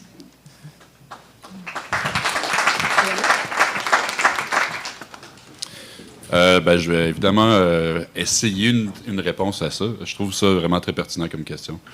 Évidemment, il y a déjà un processus de réflexion qui est entamé autour de la question du définancement des services de police. Je ne veux pas m'aventurer là parce qu'évidemment, je suis loin d'être un expert dans le sujet.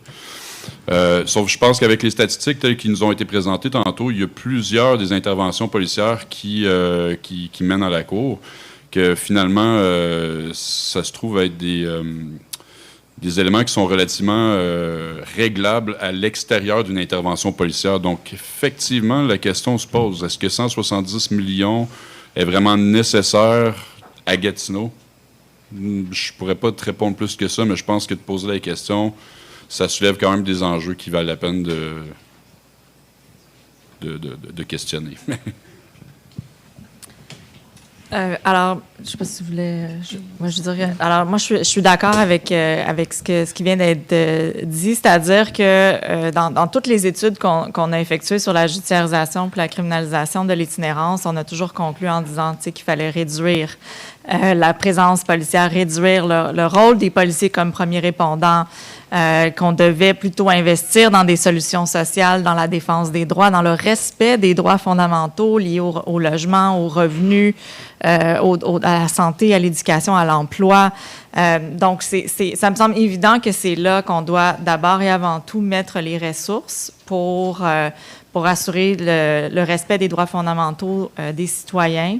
Et surtout quand on pense que beaucoup de mes recherches ont démontré que quand on pense au constat d'infraction, quand on pense au bris de conditions, c'est un peu un système qui s'alimente lui-même, là. C'est-à-dire que c'est le système judiciaire qui impose des conditions.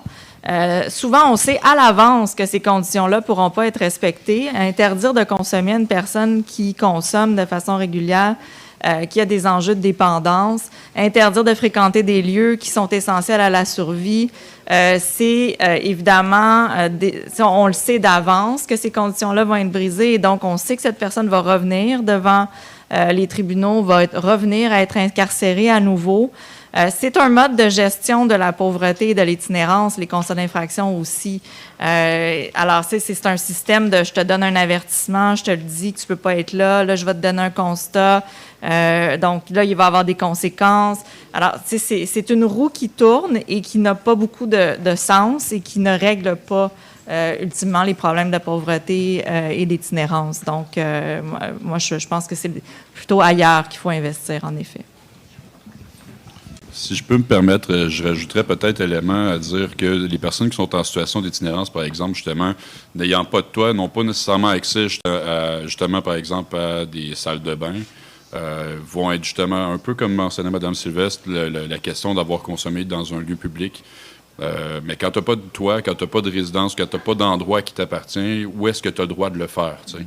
Je pense que ces éléments-là, les personnes sont dans une situation qui, nécessairement, ça les impose de faire des infractions à la loi pour lesquelles ils vont vivre les conséquences policières et judiciaires par la suite. Ben, en fait, oui, je pourrais ajouter quelques mots. Le chiffre, je le connaissais pas. Je trouve ça complètement hallucinant quand on sait que les organismes communautaires sont dans une situation de sous-financement chronique. Et ça, c'est su depuis tellement d'années. On est dans un contexte de crise de logement aigu, on est dans un contexte d'inflation, donc l'itinérance va pas, si on va dans cette direction-là, ça va rien régler, ça va même empirer les choses. Donc, les années à venir vont être extrêmement difficiles. Donc, tout à fait, je pense que l'argent mériterait très certainement mieux d'être mieux redistribué tout à fait dans ces lieux-là. Puis, il y a plein de gens qui peuvent en témoigner, là, beaucoup, c'est mieux que moi. Merci beaucoup. Y a-t-il d'autres questions, commentaires, pistes de discussion?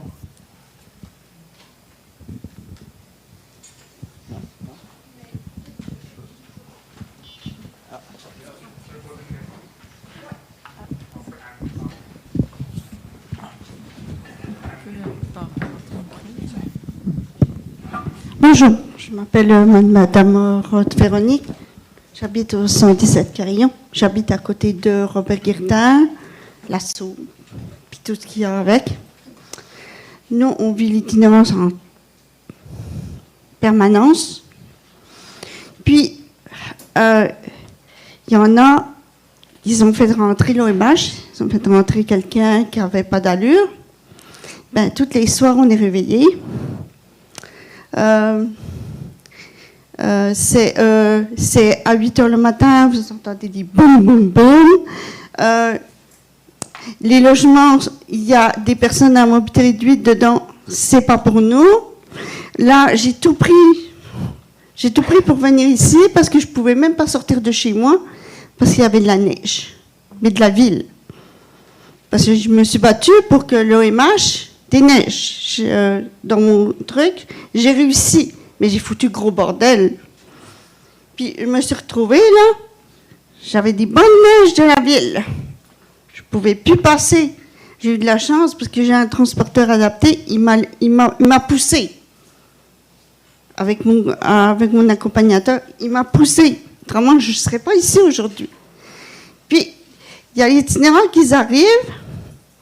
Puis, ils rentrent, ils foutent le bordel. Ils chient. Je m'excuse du mot, je vous dis les mots exactement. Ils chient à terre, ils mettent des pantalons, ils chient dans le pantalon, ils le mettent carrément dans... Ils ouvrent la porte, là, c'est qu'on habite, puis ils chient là, et puis c'est l'enfer. Je veux pas être méchante, je suis pas pour ni contre, mais arrive un moment, il y en a, il faut avouer, ils ne veulent pas sortir de là. Je ne veux pas être le méchant, là, mais il y en a, ils ne veulent pas sortir de là. Parce que c'est bien beau de dire c'est de la faute de la drogue, c'est de la faute de ci. Mais moi, là, en ce moment, là, je vous dis, je suis en train de me battre. Pour changer de logement, je ne suis pas capable. J'ai été 2 fois à Régie du logement parce que ce qu'il y a à l'OMH, là, ils nous mettent dans des logements qui ne sont pas pour nous de 1. Ils nous disent qu'ils vont nous relocaliser. C'est pas vrai. Ils m'ont menti. Puis de 2, j'ai eu un dégât des eaux. Puis je ne pouvais pas m'assurer parce que j'avais les itinérants à côté de moi.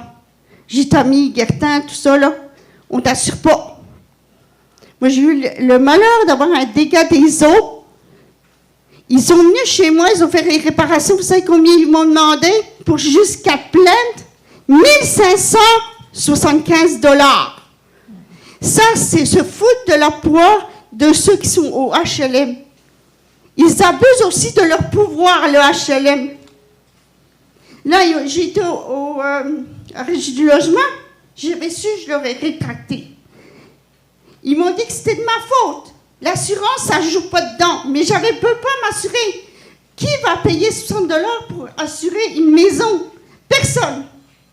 Oh, vraiment, ça soit une grosse maison. Mais moi, j'ai pas une grosse maison, une petite maison. Je peux même pas circuler avec ma chaise. Puis là, j'ai demandé une relocalisation. Ils veulent pas. Ils n'ont même pas d'argument. Alors, vous imaginez, il n'y a pas que les itinérants qui sont touchés. Il y a ceux qui vivent avec des chaises roulantes. Et on ne peut pas sortir de chez nous. Puis ce matin, j'étais en rage parce que la ville n'avait pas déneigé. Et on dit, il n'y a pas de logement. Les logements, OK, je veux bien. Mais qui loge les gens où c'est qu'il faut. Qui ne mettent pas des gens qui vont pas où c'est qu'ils doivent aller. Alors, nous, les personnes en mode terrain, on ne peut plus sortir de chez nous. L'année dernière, j'ai mis 1 mois et demi pour sortir de chez moi, j'étais plus capable. La neige était jusqu'en haut. Alors, il n'y a pas juste les itinérants qui sont pris. Il y a aussi les personnes à mobilité réduite. Ceux qui marchent, ils ont encore de la chance. Mais le problème, c'est qu'il n'y a pas de logement, OK, mais au lieu de faire je suis un peu d'accord pour la police parce que ça calmerait un peu les ardeurs, là, de certains, là. Parce qu'il y en a qui disent, des fois, on essaie de les sortir, c'est viens sucer ma bite. Je sais pas, là, il y a une façon de parler, là. Tu suces ma bite, je te donne $20. Arrive un moment, là, je veux bien gentil. Je suis pas contre les itinérants, mais il arrive un moment, là, où c'est que c'est pas qu'on les aime pas, c'est qu'on les accepte pas parce qu'on nous respecte pas. Il faut être réaliste. Respectez-nous, on va vous respecter. Je sais qu'ils sont à la drogue, tout ça, là, je prends beaucoup de place, là, mais moi, je veux, et moi, ce qu'on a peur au 117 Carillon, parce que on a peur qu'il y a un grand truc comme le Gitami, puis c'est le vrai bordel. Parce que nous, on va être poignés avec ça. Alors, c'est bien beau, là, c'est pas chez moi, OK, mais il y a aussi les façons, comment ça se passe.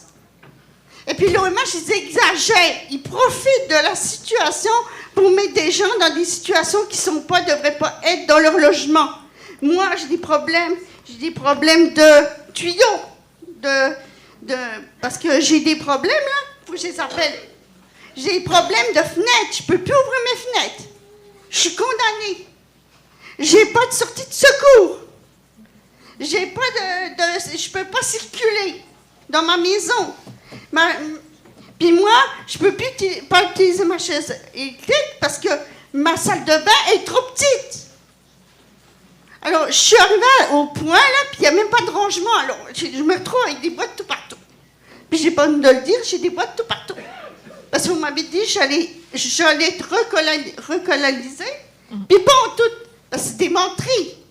Et là, les marches font des menteries. Le problème à cause de ces 1500 $, là, parce qu'ils ont monté la facture, ils sont bien là, les sinistres ottawaïens. Ils font les réparations, puis ils donnent le truc à l'OMH. Mais ils ne demandent pas si nous, on peut les payer. et puis essayer de trouver moins cher. Mais non, ils font les trucs et puis ils ramassent la facture et puis tu fermes ta gueule. Je m'excuse du mot, mais c'est comme ça. Merci beaucoup et au revoir. Merci.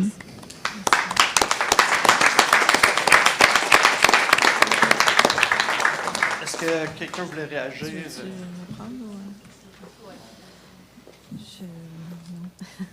Alors, peut-être juste, d'abord, merci d'avoir partagé cette réalité-là avec nous. Je pense qu'elle est vraiment réelle et je pense que ce que vous mettez de l'avant, c'est clairement une absence de ressources, là. C'est une pénurie de logements, justement. C'est l'absence d'investissement dans des infrastructures sociales qui sont décentes pour tous. Je pense que vous mettez aussi de l'avant l'absence totale d'infrastructures quand on parle de toilettes publiques, de lieux qui peuvent être utilisés par la population en situation d'itinérance au lieu d'occuper les entrées d'immeubles. Et par ailleurs, je soulignerais que l'intervention policière, c'est souvent de déplacer des personnes, ça n'offre que des solutions temporaires. Et à quel coût? Donc, avec des conséquences que Dalia a exposées sur la vie des personnes qui sont déplacées. Mais pour les citoyens qui veulent que ces personnes soient déplacées, ce n'est qu'une solution temporaire. L'itinérance, la pauvreté va aller qu'en croissance. Et si on ne fait pas les investissements au niveau des infrastructures sociales et communautaires qui sont nécessaires, le logement, l'accès aux ressources, combler ses besoins fondamentaux, ces réalités-là vont continuer.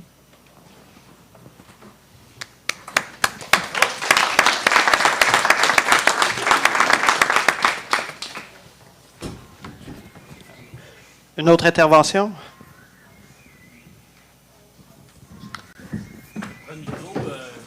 Il y a un micro là aussi. Check. Dans le milieu de la construction, moi, je suis architecte, je vois souvent la frustration des deux côtés. Le manque de logement social est abordable. Le manque de logement à point, je crois, est largement à la base du problème de logement social et d'itinérance qui en découle par la suite. Moi, je me demande, est-ce qu'il y a une façon de regarder comment on pourrait moyenner pour amener plus de logement social dans la région? Gartin, peut-être, ça serait une bonne façon de commencer, qui ferait l'affaire autant des nouveaux citoyens, des promoteurs qui construisent les projets. Veulent pas, ils font quand même partie de la solution si on veut avoir du logement. Et des gens qui sont déjà ici et qui ont besoin de logements abordables. Moi, ce que je me rends compte souvent, la frustration de mes clients privés qui viennent voir, c'est que les groupes s'opposent à leur projet. Quand il y a un zonage en place, souvent, puis je dois le dire, le zonage, souvent, au centre-ville, est très restrictif. Au centre-ville, dire maximum 4 logis sur un grand terrain, c'est très restrictif, puis ça n'amène pas une masse de logements. Moi, je pense qu'une des façons de le faire, c'est d'avoir une espèce de, excuse-moi pour mon anglicisme, un gentleman's agreement qui dit « OK, vous voulez aller au-dessus du zonage, ben remplacez au minimum ou donner plus de portes que ce que vous enlevez ici. » Il ne faut pas se le cacher. Il y a beaucoup de maisons, beaucoup de logements qui ont été construits suite au grand feu, qui ont été construits très rapidement pour durer un certain nombre d'années, qui n'étaient pas nécessairement 100 ans, puis qui se détériorent, puis on a de moins en moins de logements qui étaient autrement du logement abordable. Et là, pour le remplacer, ce logement-là, ça coûte très cher avec les coûts de construction aujourd'hui. Donc, ça devient très difficile de redonner du logement. Moi, je pense qu'il y a peut-être une opportunité, parce que là, ce qu'on voit, c'est que le zonage va probablement changer pour permettre à plus de logements pour rentrer, puis ce qui est nécessaire. D'avoir plus de logements. Peut-être qu'une autre solution, ça serait de garder un zonage qui permet moins à la base, mais si un promoteur veut construire plus de logements, bien, qu'il redonne un certain nombre de logements, je ne parle pas du règlement nécessairement de la ville comme à Montréal, mais une espèce d'entente qui pourrait être à l'amiable que si quelqu'un amène ou veut proposer plus de logements que permet le zonage, il pourrait y avoir un give and take là, qui fait OK, vous démolissez 3 duplex pour construire 100 logis, bien, vous redonnez en excès de ce que vous avez enlevé en matière de logement qui remplacerait ce qui était là, qui était abordable là avant. Ça redonnerait plus de logements aux gens qui sont déjà là qu'on leur enlève et amènerait de la clientèle, de nouvelles personnes. Je pense que ça serait une bonne façon de commencer la cohabitation. Puis, donc, remplacer les logements qui sont déjà là, qui se détériorent, qui sont les gens là, et rajouter des logements pour les gens qui seraient en besoin de logements à loyer modique. Moi, je pense que ça serait une façon de le financer. Parce que réalistement, il faut le financer. Puis moi, je pensais que Ghertin, justement, ça serait peut-être une bonne façon de le faire. Une bonne place pour commencer parce que le terrain appartient déjà à la ville.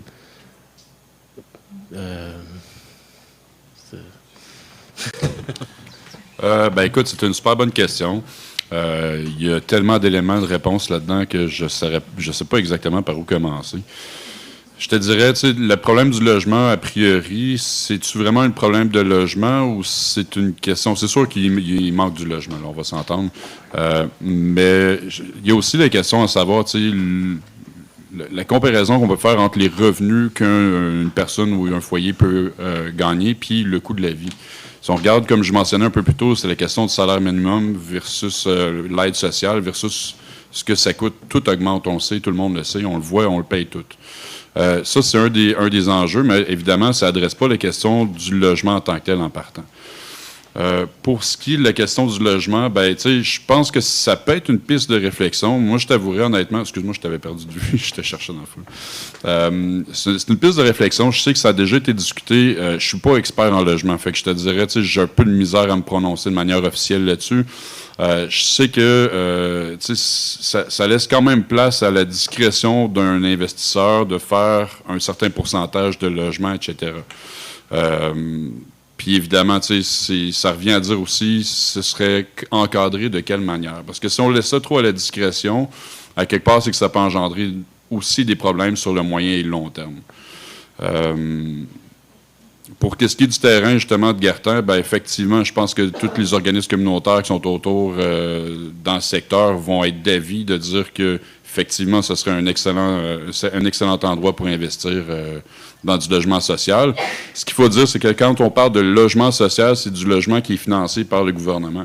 Donc, pour être capable d'en construire, il faut que le gouvernement donne des sous.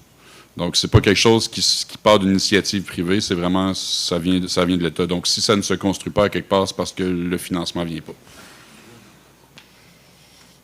Ouais. Puis j'aurais envie d'ajouter que beaucoup du financement du fédéral ces dernières années, en tout cas en ce qui a trait à l'itinérance, c'est allé dans un programme comme Housing First ou Logement d'abord. Et là, on est dans une vision très restreinte de ce que c'est un logement. Donc, c'est un logement en général dans le marché privé. Donc, on offre un financement supplémentaire pour permettre à la personne de pouvoir payer son loyer, mais on sait qu'une fois que les personnes dans un bail locatif, ben, quand elle a payé son loyer, il lui reste plus grand-chose. Et ici, dans la région, ben, ce qu'on voit, c'est que ça a un effet, pour parler encore d'une stratégie de contrôle, ça a un effet de disperser les gens, de les isoler, parce que pour avoir accès à un logement, même avec une subvention dans le marché privé, ben, on va dans des quartiers plus abordables, mais qui sont éloignés des services. Donc, d'après moi, c'est pas la solution comme on en a parlé souvent là, ces dernières années. Donc, oui, c'est sûr qu'il faut une discussion sur le type de logement qu'on veut. Qu'est-ce que c'est le logement social? Puis, pour moi, oui, c'est... Donc, logement privé, c'est une solution, mais il faut tout à fait plus de logement social, plus de logement communautaire, puis entre autres, tenir compte de ce que je disais, cette idée d'un sens d'appartenance dans une communauté, les liens qui peuvent se tisser, ça, c'est incontournable. On ne peut pas juste penser qu'on va résoudre le problème en parquant, excusez-moi, les personnes entre 4 murs, puis ne peuvent rien faire d'autre, sont isolées. Donc, qu'est-ce que ça donne, là? C'est... Ouais. Je suis tout à fait d'accord avec ce que vous venez de dire. Moi, je voulais vous saluer parce que je vais devoir quitter. Malheureusement, je devais quitter plus tôt. J'ai quelque chose avec la famille. Donc, merci beaucoup. Puis, ça a été vraiment un plaisir de me joindre. Mais je ne vais pas mettre un terme à l'atelier. Là. Je veux juste vous saluer. Bravo! Merci beaucoup.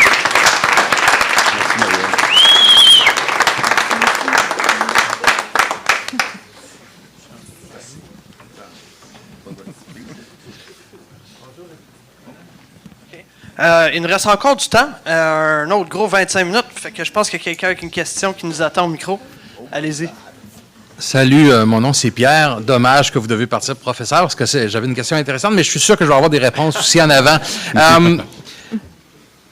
Moi, je suis même pas du quartier, je suis venu par solidarité puis par intérêt face à ces enjeux-là. Puis moi, je suis comparativement aisé, mais quand j'ai entendu les statistiques sur la judiciarisation des personnes pauvres, je dois vous dire, je suis enragé. Il faut un autre modèle. Il faut un autre modèle, puis l'idée d'un QG de police sur ce site-là, non seulement que c'est stupide, mais t'es comme, ça coûte 170 millions un QG de police. Really? En tout cas, ma question est assez simple. Parce que j'aimerais qu'on sorte avec un peu d'espoir, puis vu qu'on a des gens qui ont de l'expertise, pouvez-vous nous montrer, nous pointer à des endroits, au Canada, aux États-Unis, en Europe, ailleurs, où on a un bon modèle, où on ne judiciarise pas les gens parce qu'ils sont pauvres? C'est quoi les alternatives? Moi, je suis très intéressé par le concept de la police communautaire. Oui, tu as une police présente qui doit assurer l'ordre, on comprend, mais qui ne va pas être tout le temps en mode d'infraction puis judiciarisé, justement. Toute la question de la justice, notre système de justice est brisé. Y a-t-il une façon d'aller plus vers de la justice réparatrice, de la justice sociale à l'intérieur même du système de justice pour qu'on n'en arrive pas aux exemples dont vous avez parlé? Merci d'avance.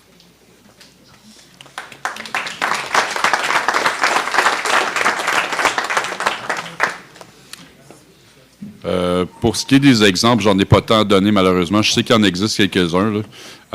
Si on parle de justice sociale, en ce qui me concerne, à mon sens, la première justice sociale, c'est de s'assurer une distribution des richesses qui soit un tant soit peu mieux répartie que celle qu'on a en ce moment. La pauvreté, là, ça engendre un paquet de problèmes qui en découlent. Et évidemment, il y a tout ce qui est la question de la judiciarisation, puis évidemment, tout ce qui est des interventions policières, puis après ça, il y a tout l'aspect qui s'envenime. Donc, à mon sens, de régler la question du problème de la pauvreté, c'est une grosse réponse à la question de la justice sociale, à mon avis personnel. Aussi, s'il y a des gens qui veulent réagir aux personnes qui posent des questions, je peux vous amener le micro. Non, OK. Est-ce que tu peux réagir? Non, ça si je peux me permettre, je vais sortir de mon cadre de MC et dire que si vous êtes intéressé, peut-être regarder ce qui se passe au Portugal avec la décriminalisation des substances. Je crois personnellement que c'est un excellent modèle. Mais sinon, prochaine question? On va aller googler ça. Merci. Bien, premièrement, merci pour vos expertises aujourd'hui. Je pense qu'on a la chance d'avoir comme une diversité de personnes et d'instances aujourd'hui. On a... Merci, M. Morin, entre autres, d'être là. Puis moi, je me demandais... donc, il y a beaucoup d'actions qui ont été prises depuis l'annonce là, du projet du QG. Je pense que il y a eu tout plein de stratégies qui sont ressorties, mais je me demandais, tu sais, suite à ce type de forum-là, quels sont... Parce que clairement, on a les statistiques. Clairement, il y a eu une opposition citoyenne et une opposition d'organismes comme genre Frontline qui se sont prononcés fermement contre le projet de QG. Et puis, je pense que les citoyens, citoyennes, dans toute leur diversité, se sont vraiment dit, on a envie de rêver cet espace qui est le vieux hall, le centre-ville, cette île qui est comme le berceau de tellement de ressources. Qu'est-ce que ça prendrait pour que, justement, les élus écoutent? T'sais, là, on a des expertises, mais la présentation de projets, de ces rêves, de ces statistiques-là, dans votre expérience, qu'est-ce qu'il nous faut comme démonstration de plus pour que ça aille de l'avant, puis pas dans 15 ans, là, parce que les besoins sont criants en ce moment, puis depuis des années, vous le savez définitivement, même vraiment mieux que moi en tant que personne, moi. Alors, je me demandais, dans votre expérience, quelles sont les stratégies qu'on a besoin de mettre en place? C'est quoi le matériel qu'on a besoin de concrètement présenter? Bravo!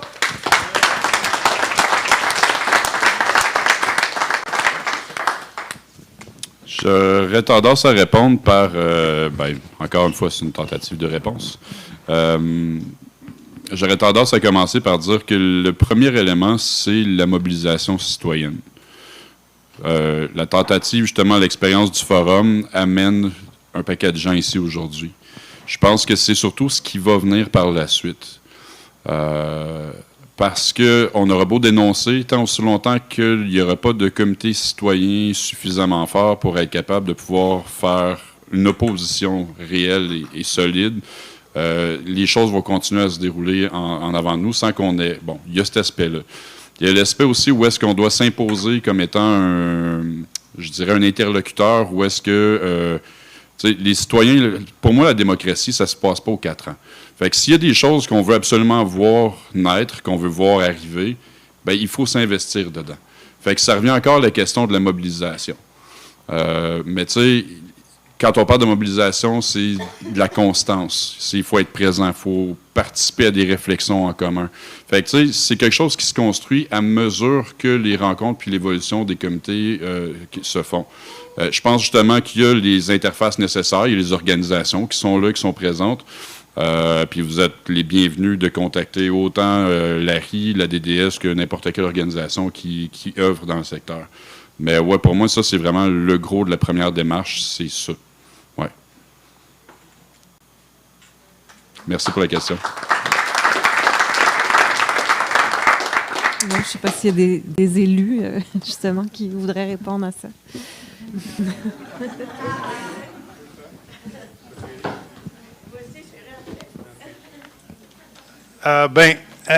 Annick Desmarais, ici, est vraiment l'experte de la Ville de Montréal parmi les élus sur la participation citoyenne. Puis est-ce que j'ai dit Montréal encore? Simonac. On est big à Gatineau, hein? Non, mais vraiment, Annick est vraiment celle qui, pour la participation citoyenne, pousse toujours ce bouton-là. Puis Pierre-Luc l'a mentionné, cette activité constante. Moi, je vais souligner un autre aspect, puis vous savez ce que je pense là-dessus. Votre action, votre mobilisation citoyenne est absolument nécessaire pour créer la ville, le quartier, l'île que nous voulons. En même temps, ça prend un partenaire de l'autre côté. Je ne le soulignerai jamais assez, puis je ne veux pas trop faire de la partisanerie, la politique, mais la réalité, c'est que la ville n'est pas ici. Il y a des gens de la ville là, qui sont là, mais je veux dire, la ville n'est pas ici formellement. Ça veut dire que les justifications, les besoins en termes de police ne sont pas là. Les expertises en termes d'aménagement du territoire ne sont pas là. La capacité de parler justement des solutions possibles en termes de logement, on n'est pas là. Une réponse à la question de la judiciarisation, j'ai réussi à le dire, on n'est pas là. Pourtant, la ville, c'est le partenaire. Il faut qu'on soit à la table. Il faut que la ville fasse confiance aux citoyens, aux citoyennes, de dire, écoute, on va vous entendre là-dessus. Ça, c'est quelque chose que je demande depuis longtemps. Puis la réalité, c'est qu'il tant et aussi longtemps que la ville n'a pas la capacité d'aller chercher cette information-là, on ne réussira pas pleinement. On sera toujours en opposition plutôt qu'en partenariat. Puis ça, c'est quelque chose qu'il faut absolument changer. Moi, j'ai une question, par contre, pour vous qui revient avec ça là-dessus. C'est que dans ma réflexion à moi, et je pense beaucoup autour de la table, on pense, mais qu'est-ce qu'on pourrait faire avec Ghertin? Moi, j'ai 3 choses dont je parle tout le temps. Épicerie, épicerie, épicerie, numéro 1. Logement, c'est numéro 2, je vais arrêter de répéter. Et les services de proximité, les commerces. Mais ça, c'est dans une perspective de ce dont a besoin la communauté dans son ensemble. Je serais très curieux de vous entendre en termes de planification d'un territoire, d'un terrain. C'est quoi les besoins pour la population en situation d'itinérance et de façon, Madame en a parlé tantôt, en précarité aussi. C'est quoi les services, c'est quoi les choses que la Ville peut faire?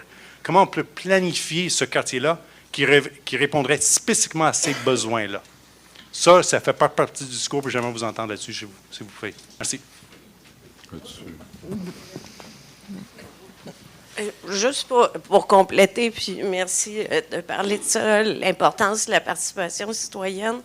C'est super que vous soyez là. Le problème, c'est que ceux qui ont besoin d'entendre ça, je veux dire, moi, j'ai lu ces études-là, je comprends le développement du territoire, mais ceux qui ont besoin d'être ici, ils ne sont pas là. Mes collègues autour de la table du conseil qui poussent pour un QGE sur Gartin, ils sont pas là, ils sont pas caves, ils sont juste pas informés, tu sais, ils sont pas, ils connaissent pas la. Puis c'est complexe, on s'entend que c'est complexe, ça semble évident pour tout le monde, mais c'est complexe, on a besoin de s'éduquer, se parler, d'être là. D'où l'intérêt d'avoir des consultations publiques qui sont formalisées ou quasiment t'oblige le monde à venir. Je ne vais pas exagérer, mais on s'entend que nous, on s'entend entre nous. Puis l'enjeu, c'est la cohabitation, effectivement. Moi aussi, j'aimerais ça du logement social. J'aimerais ça des espaces pour les itinérants qui répondent à leurs besoins, qui ne fitent pas avec le besoin ou l'idée d'un quartier de monsieur et madame tout le monde ou de personnes privilégiées comme moi, effectivement. Mais il faut qu'on se parle. Les gens peuvent changer d'idée si on leur explique comment ça peut fonctionner, s'ils font partie de la solution. Fait que je vous invite à inviter vos amis qui ne sont pas convaincus ou qui ne participent pas à ces affaires-là, parce que la politique municipale, c'est cool, c'est intéressant et c'est nécessaire d'inviter les gens à s'y intéresser davantage parce que ça nous touche continuellement.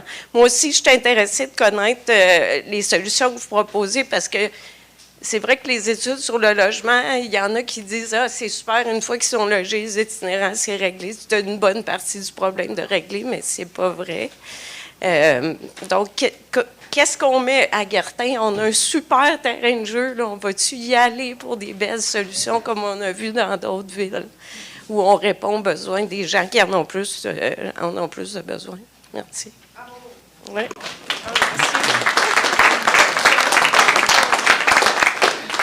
Bonjour, je me sentais obligé de dire mon mot. En fait, je voulais vous donner plutôt de l'information. Là, il y a un portrait de l'itinérance qui a eu lieu, une photo qui a été prise en 2018. Alors, à la commission Gatineau-Ville en Santé, il y a 2 jours, on a présenté la démarche pour le portrait de l'itinérance 2023, qui risque d'avoir beaucoup changé. Il y a eu un dénombrement de la population itinérante qui a été faite par le CISO. On attend les résultats et on va travailler, là, évidemment, avec toutes les tables de concertation de chacun des secteurs de la ville parce que le portrait a changé. Évidemment, on s'attend qu'il a augmenté beaucoup et aussi, on s'attend que l'itinérance ne se passe pas que dans le centre-ville de Hull.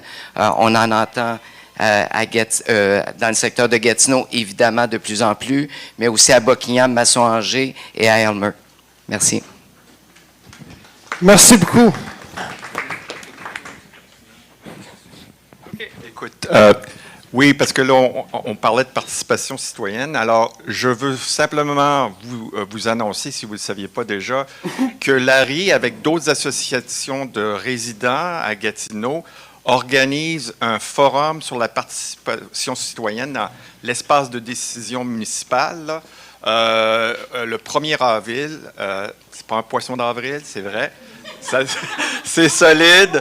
Et je vous invite tous à prendre connaissance là, des détails. Ça va être donc un événement d'une journée qui va se passer à la Maison du citoyen le 1er avril. Merci.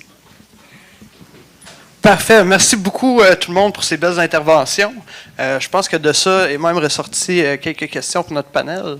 Donc, d'après vous, c'est quoi les choses qu'on devrait mettre en place dans cet endroit-là pour un peu aider et accompagner les personnes en situation d'itinérance? Ben, je vais peut-être répondre une réponse de politicien. Mais en fait, pour moi, je veux pas y répondre. Je suis pas une experte dans ça. Puis justement, il me semble que c'est une question qu'il faut poser aux personnes les premières concernées. Donc, ça me paraît tout à fait inconcevable et absurde que ces personnes-là soient pas consultées, soient pas preneurs d'une décision aussi importante qui va avoir des conséquences importantes sur leur vie. Donc, oui, à cette table de discussion, il manque des élus, mais il manque aussi ces gens-là qu'on n'entend pas. Je remercie beaucoup le témoignage de cette femme, je me souviens plus de son nom. C'est courageux, mais il faut entendre ces voix-là. Donc, c'est celles-là qui sont les premières expertes, j'aurais envie de dire, ouais. Pour répondre à la question, M. Moran, moi, encore une fois, il y a plusieurs éléments de réponse. Je pense que face à l'itinérance, on veut évidemment, en partie amoindrir les impacts négatifs de l'itinérance. Donc, il y a une part de ça.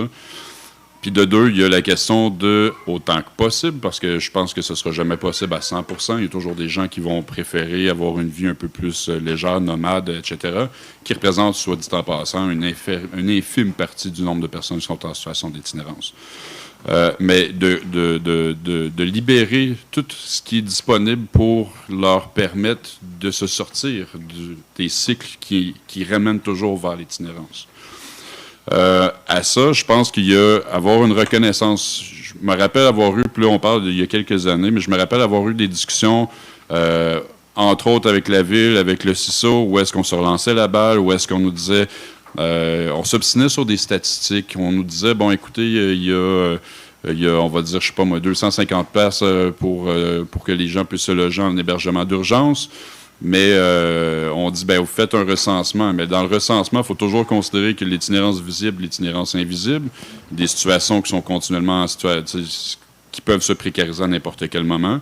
Puis quand on parle d'itinérance visible, les personnes qui se retrouvent à aller vers les services, des fois, ne sont pas nécessairement des services qui sont les mieux adaptés pour eux. Je ne dis pas que les services sont mésadaptés, au contraire. Je pense, comme on l'a déjà mentionné, tout le monde le dit, il y a du sous-financement. Je pense que ça prendrait différentes formes d'hébergement d'urgence. Je pense qu'il faudrait être capable d'avoir une discussion franche aussi ouverte. Quand on dit qu'il y a tant de personnes en situation d'itinérance, puis qu'on est capable de calculer, dire, ben écoutez, il y a tant de places en hébergement, ben à un moment donné, il faudrait peut-être qu'on envisage ouvrir plus d'espace en hébergement, puis peut-être avoir différentes sortes d'hébergements d'urgence. Une des problématiques, d'ailleurs, que Madame a exposé un peu tantôt, la question des douches publiques puis des toilettes ouvertes 24/7, moi, ça, c'est quelque chose que je trouve complètement inacceptable. Ça nous ramène à justement des statistiques qu'on avait tantôt, se faire arrêter, judiciariser, avoir des infractions parce qu'on a uriné dans l'espace public, mais quand tu habites dehors, il n'y en a pas de toilettes. Se laver, se doucher, accéder peut-être à des buanderies, etc., ça peut être des choses qui pourraient contribuer. Sinon, je regarde, il y a deux derniers éléments de réponse que j'aimerais apporter, c'est, je regarde le continuum de services qui se fait en itinérance, puis souvent là où ça bloque, ça nous ramène toujours à la question du logement. Fait qu'il faut que ça débloque, on n'a pas le choix. Si on veut améliorer la situation, les organismes auront beau offrir des services en hébergement d'urgence, tant aussi longtemps que les personnes ne sont pas en mesure de dire, OK, maintenant je suis prêt à aller en logement, qu'est-ce que je fais? Mon chèque d'aide sociale couvre à peine les besoins, le prix du loyer. On a des problèmes majeurs à ce niveau-là. Ça, c'est un des éléments. Puis la dernière chose, bien évidemment, vu que tout le monde ne fit pas d'un côté, autant dans toujours bien dans la cohabitation en centre d'hébergement d'urgence, puis que tout le monde n'arrive pas à se payer un loyer, bien, il y a des gens qui vont se retrouver à faire du campement. Puis ça, je pense qu'il va falloir à un moment donné qu'on se pose aussi la question de savoir comment est-ce qu'on va l'adresser, cet enjeu-là, parce que pour vrai, ça fait des années que c'est précarisant, c'est déstabilisant, c'est désorganisant, c'est vraiment pas évident. Puis des fois, il y a des personnes qui vivent là-dedans avec des enjeux de santé mentale, ça déstabilise tout. Ça mobilise l'intervention d'un paquet de monde, là. Je veux dire que Il y a des travailleurs de la ville de Gatineau qui sont sur place, les policiers qui sont sur place, un paquet d'intervenants qui, soudainement, plutôt que de faire leur travail avec les populations, sont soudainement appelés à être sur les lieux. Il y a quelque chose qu'il va falloir qui se débloque avec ça aussi. Là. Fait que je pense que c'est pas mal mes éléments de réponse que j'avais apportés. Merci beaucoup.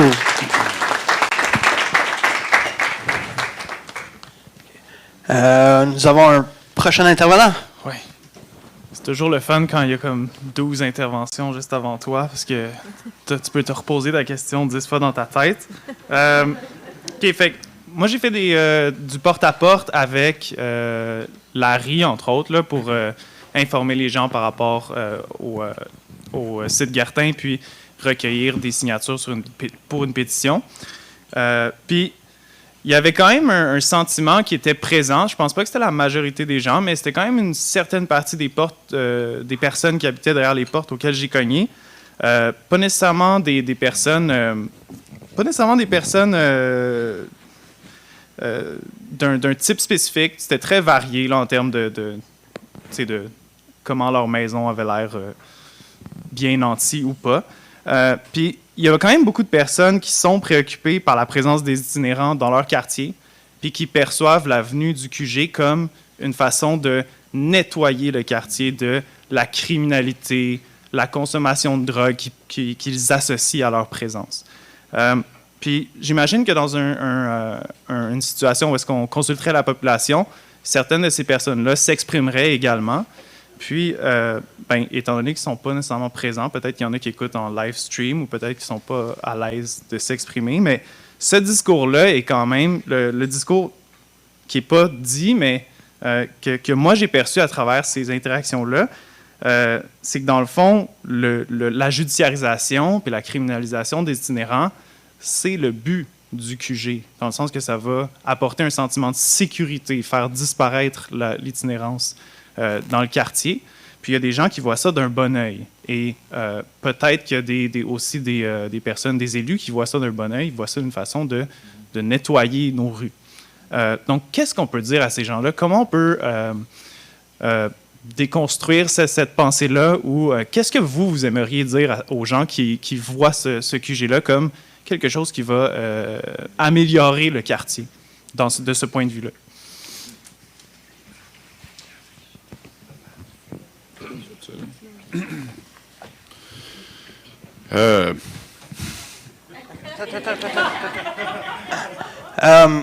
Il reste plus grand temps, fait que si ça vous dérange pas, on prendrait les 3 dernières questions puis on ferait comme un melting pot de tout ça pour pouvoir.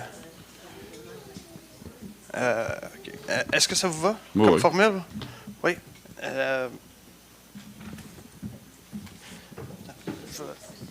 L'éducation, là. Ce qu'on a entendu, là, c'est une grosse clé pour comprendre.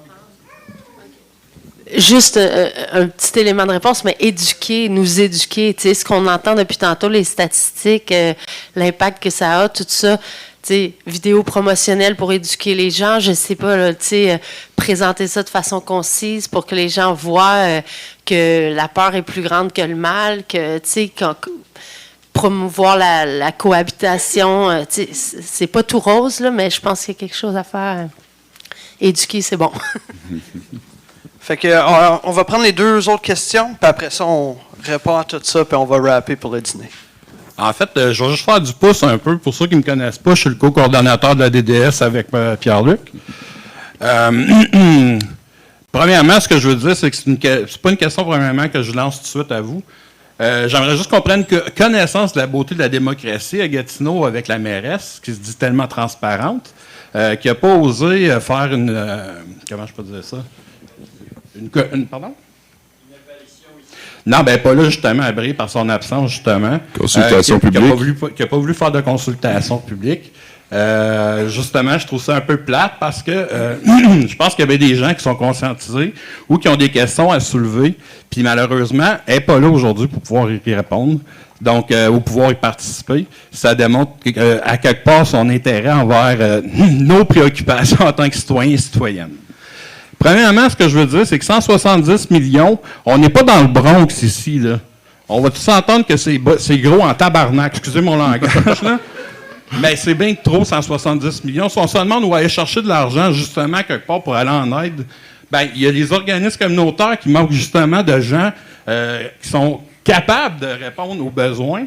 Il y a des édifices qui pourraient être construits, comme Pierre-Luc qui disait tantôt aussi, au niveau pour pouvoir répondre à des logements ou des centres d'hébergement.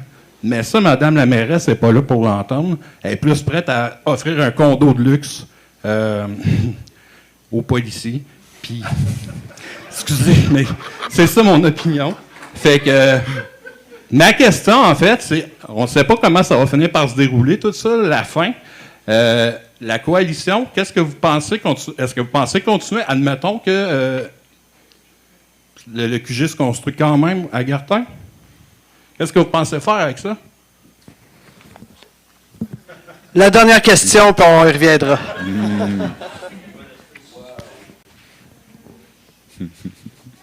Bonjour. Salut. Désolée, ma voix n'est pas super forte, mais moi, je suis stagiaire à la clinique interdisciplinaire en droit social. Je suis stagiaire en travail social, puis j'ai pas vraiment de questions, en fait. C'était plus une intervention pour vous dire que jeudi, on a fait un atelier à la soupe populaire de Hull, puis on a demandé aux usagers de nous dire ce qu'ils aimeraient qu'on fasse avec le terrain de l'aréna Robert-Gartin si jamais le QG de police ne se fait pas construire. Donc, j'aimerais partager ça avec vous aujourd'hui. Donc, bien sûr, il y a toujours la question du logement qui revient. Ce qui est intéressant, c'est qu'ils sont venus, ils ont dessiné, ils aimeraient ça peut-être avoir une bâtisse avec plusieurs étages, avec des logements en haut, une épicerie en bas, mais peut-être une clinique pour les personnes qui ont des problèmes de santé mentale. Il y a aussi une zone chaleur qui est revenue souvent parce que ces gens-là, surtout en hiver, ont beaucoup de difficultés à trouver un endroit où ils peuvent juste rester au chaud sans avoir peur de se faire mettre dehors ou quoi que ce soit. Ce qui a été vraiment aussi très impressionnant, c'est qu'ils n'étaient pas nécessairement tous d'accord sur exactement quoi construire, mais il y a 3 choses sur lesquelles ils étaient d'accord, puis ça, c'est les enjeux. Donc, le harcèlement de la police, la surveillance par caméra, puis il y en a beaucoup qui ont dit que c'était un gaspillage d'argent aussi. Mais je trouvais que c'était important de dire au fond ce que ces personnes pensent, parce que on parle d'eux depuis toute la matinée, on a parlé d'eux, puis ça vient, ça c'est leurs idées, puis ça vient d'eux, puis moi je suis juste la messagère au fond. Merci. Merci beaucoup pour cette intervention. Je pense que c'était très nécessaire. Merci. Donc, on va revenir sur les 2 autres questions vraiment rapidement. On a la question de qu'est-ce qu'on dit aux gens qui voient d'un bon œil l'implantation d'un quartier général dans le quartier. Et ensuite, la coalition, qu'est-ce qu'on fait après? Non. Quoi dire? Moi, je pense que c'est un des éléments qui est justement contradictoire dans notre monde en ce moment. C'est le fait que souvent, quand on a un certain privilège puis qu'on s'en aperçoit pas, on ne voit pas toute la... C'est comme la partie du iceberg qu'on ignore. T'sais. On voit la personne puis on l'imagine comme étant la problématique qui se trouve être dans notre quartier puis ce qu'on veut pas avoir à vivre. Ce qu'on connaît pas, c'est la partie de l'iceberg, c'est le vécu, c'est le background, c'est ce que la quotidienneté de la personne qui est là vit. Donc, dans le moment présent, la personne, ce qu'elle voit, ce qui la dérange, c'est elle veut tout simplement que ça disparaisse de son territoire, de son champ de vision. Si je veux plus avoir à deal avec ça. C'est pas un quartier général, on dira jamais assez. La judiciarisation, le service de police, ça n'est pas une solution à des problèmes sociaux. Ce que ça prend, puis encore une fois, on le répétera jamais assez, on fait des luttes dans le communautaire de manière continuelle parce qu'on est sous-financé. Les demandes, les besoins, ça, ils explosent. On le sait, on a tout entendu parler dans le temps des fêtes. Là. Les banques alimentaires, ils sont plus capables de répondre aux besoins. On le sait. Je veux dire qu'à un moment donné, la réponse rapide, je la comprends, les gens ils le veulent maintenant. Mais c'est pas possible, c'est pas de même qu'on règle des problèmes sociaux. Les problèmes sociaux, c'est une accumulation de facteurs qui ont engendré la situation de l'itinérance. Fait que sais, est-ce que cette personne-là pourrait s'engager au-delà de juste simplement dire « moi, ça me tente plus ». Est-ce qu'elle pourrait s'engager à dire « ben il y a un problème social, je le vois, ça me dérange ».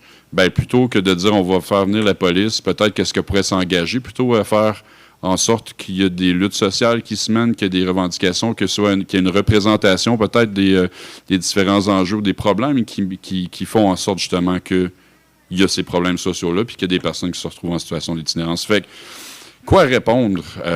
J'aurais de la misère parce que, tu sais, évidemment, quand tu es privilégié, des fois, ben tu veux pas nécessairement faire plus de sacrifices. Fait que tu es bien campé puis tu dis, ben moi, je veux juste que ça disparaisse. Mais moi, rendu là, le dialogue est fermé. Fait que quoi leur dire? Si le cœur n'est pas ouvert, les oreilles ne le sont pas non plus, ben j'ai pas rien à leur partager. C'est simple comme ça. Ceux qui ont envie, ben tant qu'à ça, je les inviterais peut-être à venir soit sensibiliser sur le terrain, puis peut-être s'engager justement dans des luttes qui sont nécessaires, définitivement.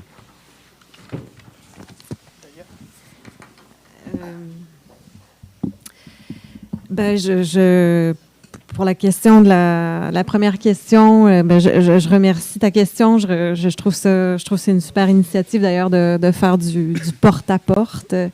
Souvent, la mobilisation, ça passe par ça, hein, d'aller sur place, sur les lieux, rencontrer les gens, entendre leurs préoccupations. Maintenant, tu sais, oui, il faut l'entendre, ce sentiment d'insécurité, cette crainte. Elle est là, mais ce qu'on constate, ce que les recherches constatent aussi, c'est que ce type de réponse répressive, lorsqu'on met en place, on renforce la présence policière dans un quartier, lorsqu'on déploie tout un ensemble de mesures judiciaires pour punir les personnes, c'est pour, entre autres, répondre à ce sentiment d'insécurité, mais qui est subjectif. Hein. Donc, ça ne veut pas dire qu'il n'est pas vrai, mais qui repose, donc, en très grande majorité là, sur des stéréotypes, des préjugés qui sont très, très tenaces, qui sont renforcés par les médias. Parce que ça, il faut se le dire aussi, les journalistes ont vraiment un rôle aussi dans la déconstruction là, de ces préjugés-là. L'association pauvreté, itinérance et dangerosité, elle n'a pas lieu d'être et pourtant, c'est ça qui est en jeu tout le temps. Donc, moi aussi, j'aurais envie de dire, est-ce que c'est pas possible qu'il y ait des espaces de rencontre entre les personnes qui se sentent qui ont peur, qui sont préoccupées et avec les personnes concernées aussi. Donc, est-ce que ça se peut qu'il y ait des dialogues qui puissent s'entendre? Parce que on entend, ne serait-ce qu'entendre une personne avec sa trajectoire de vie qui nous explique ce que c'est, déjà, ça peut déconstruire un paquet d'affaires. Donc, j'aimerais bien multiplier ces espaces-là de discussion. Et pour ce qui est de l'avenir de la coalition, on suit le développement des événements. On va y aller avec ce qui vient, puis on vous tient au courant. Merci beaucoup tout le monde. Merci aux panélistes. Moi, je rajouterais que, coalition ou pas, s'il y a un quartier général qui s'impose, c'est sûr qu'on va offrir une résistance. En tout cas, il ne faut pas lâcher. Merci à toutes les personnes qui ont posé des questions. Merci à nos conseillers, à la régie. Et maintenant, je vous invite tous et toutes à venir partager avec nous un merveilleux repas. Merci beaucoup tout le monde. Je te remercie.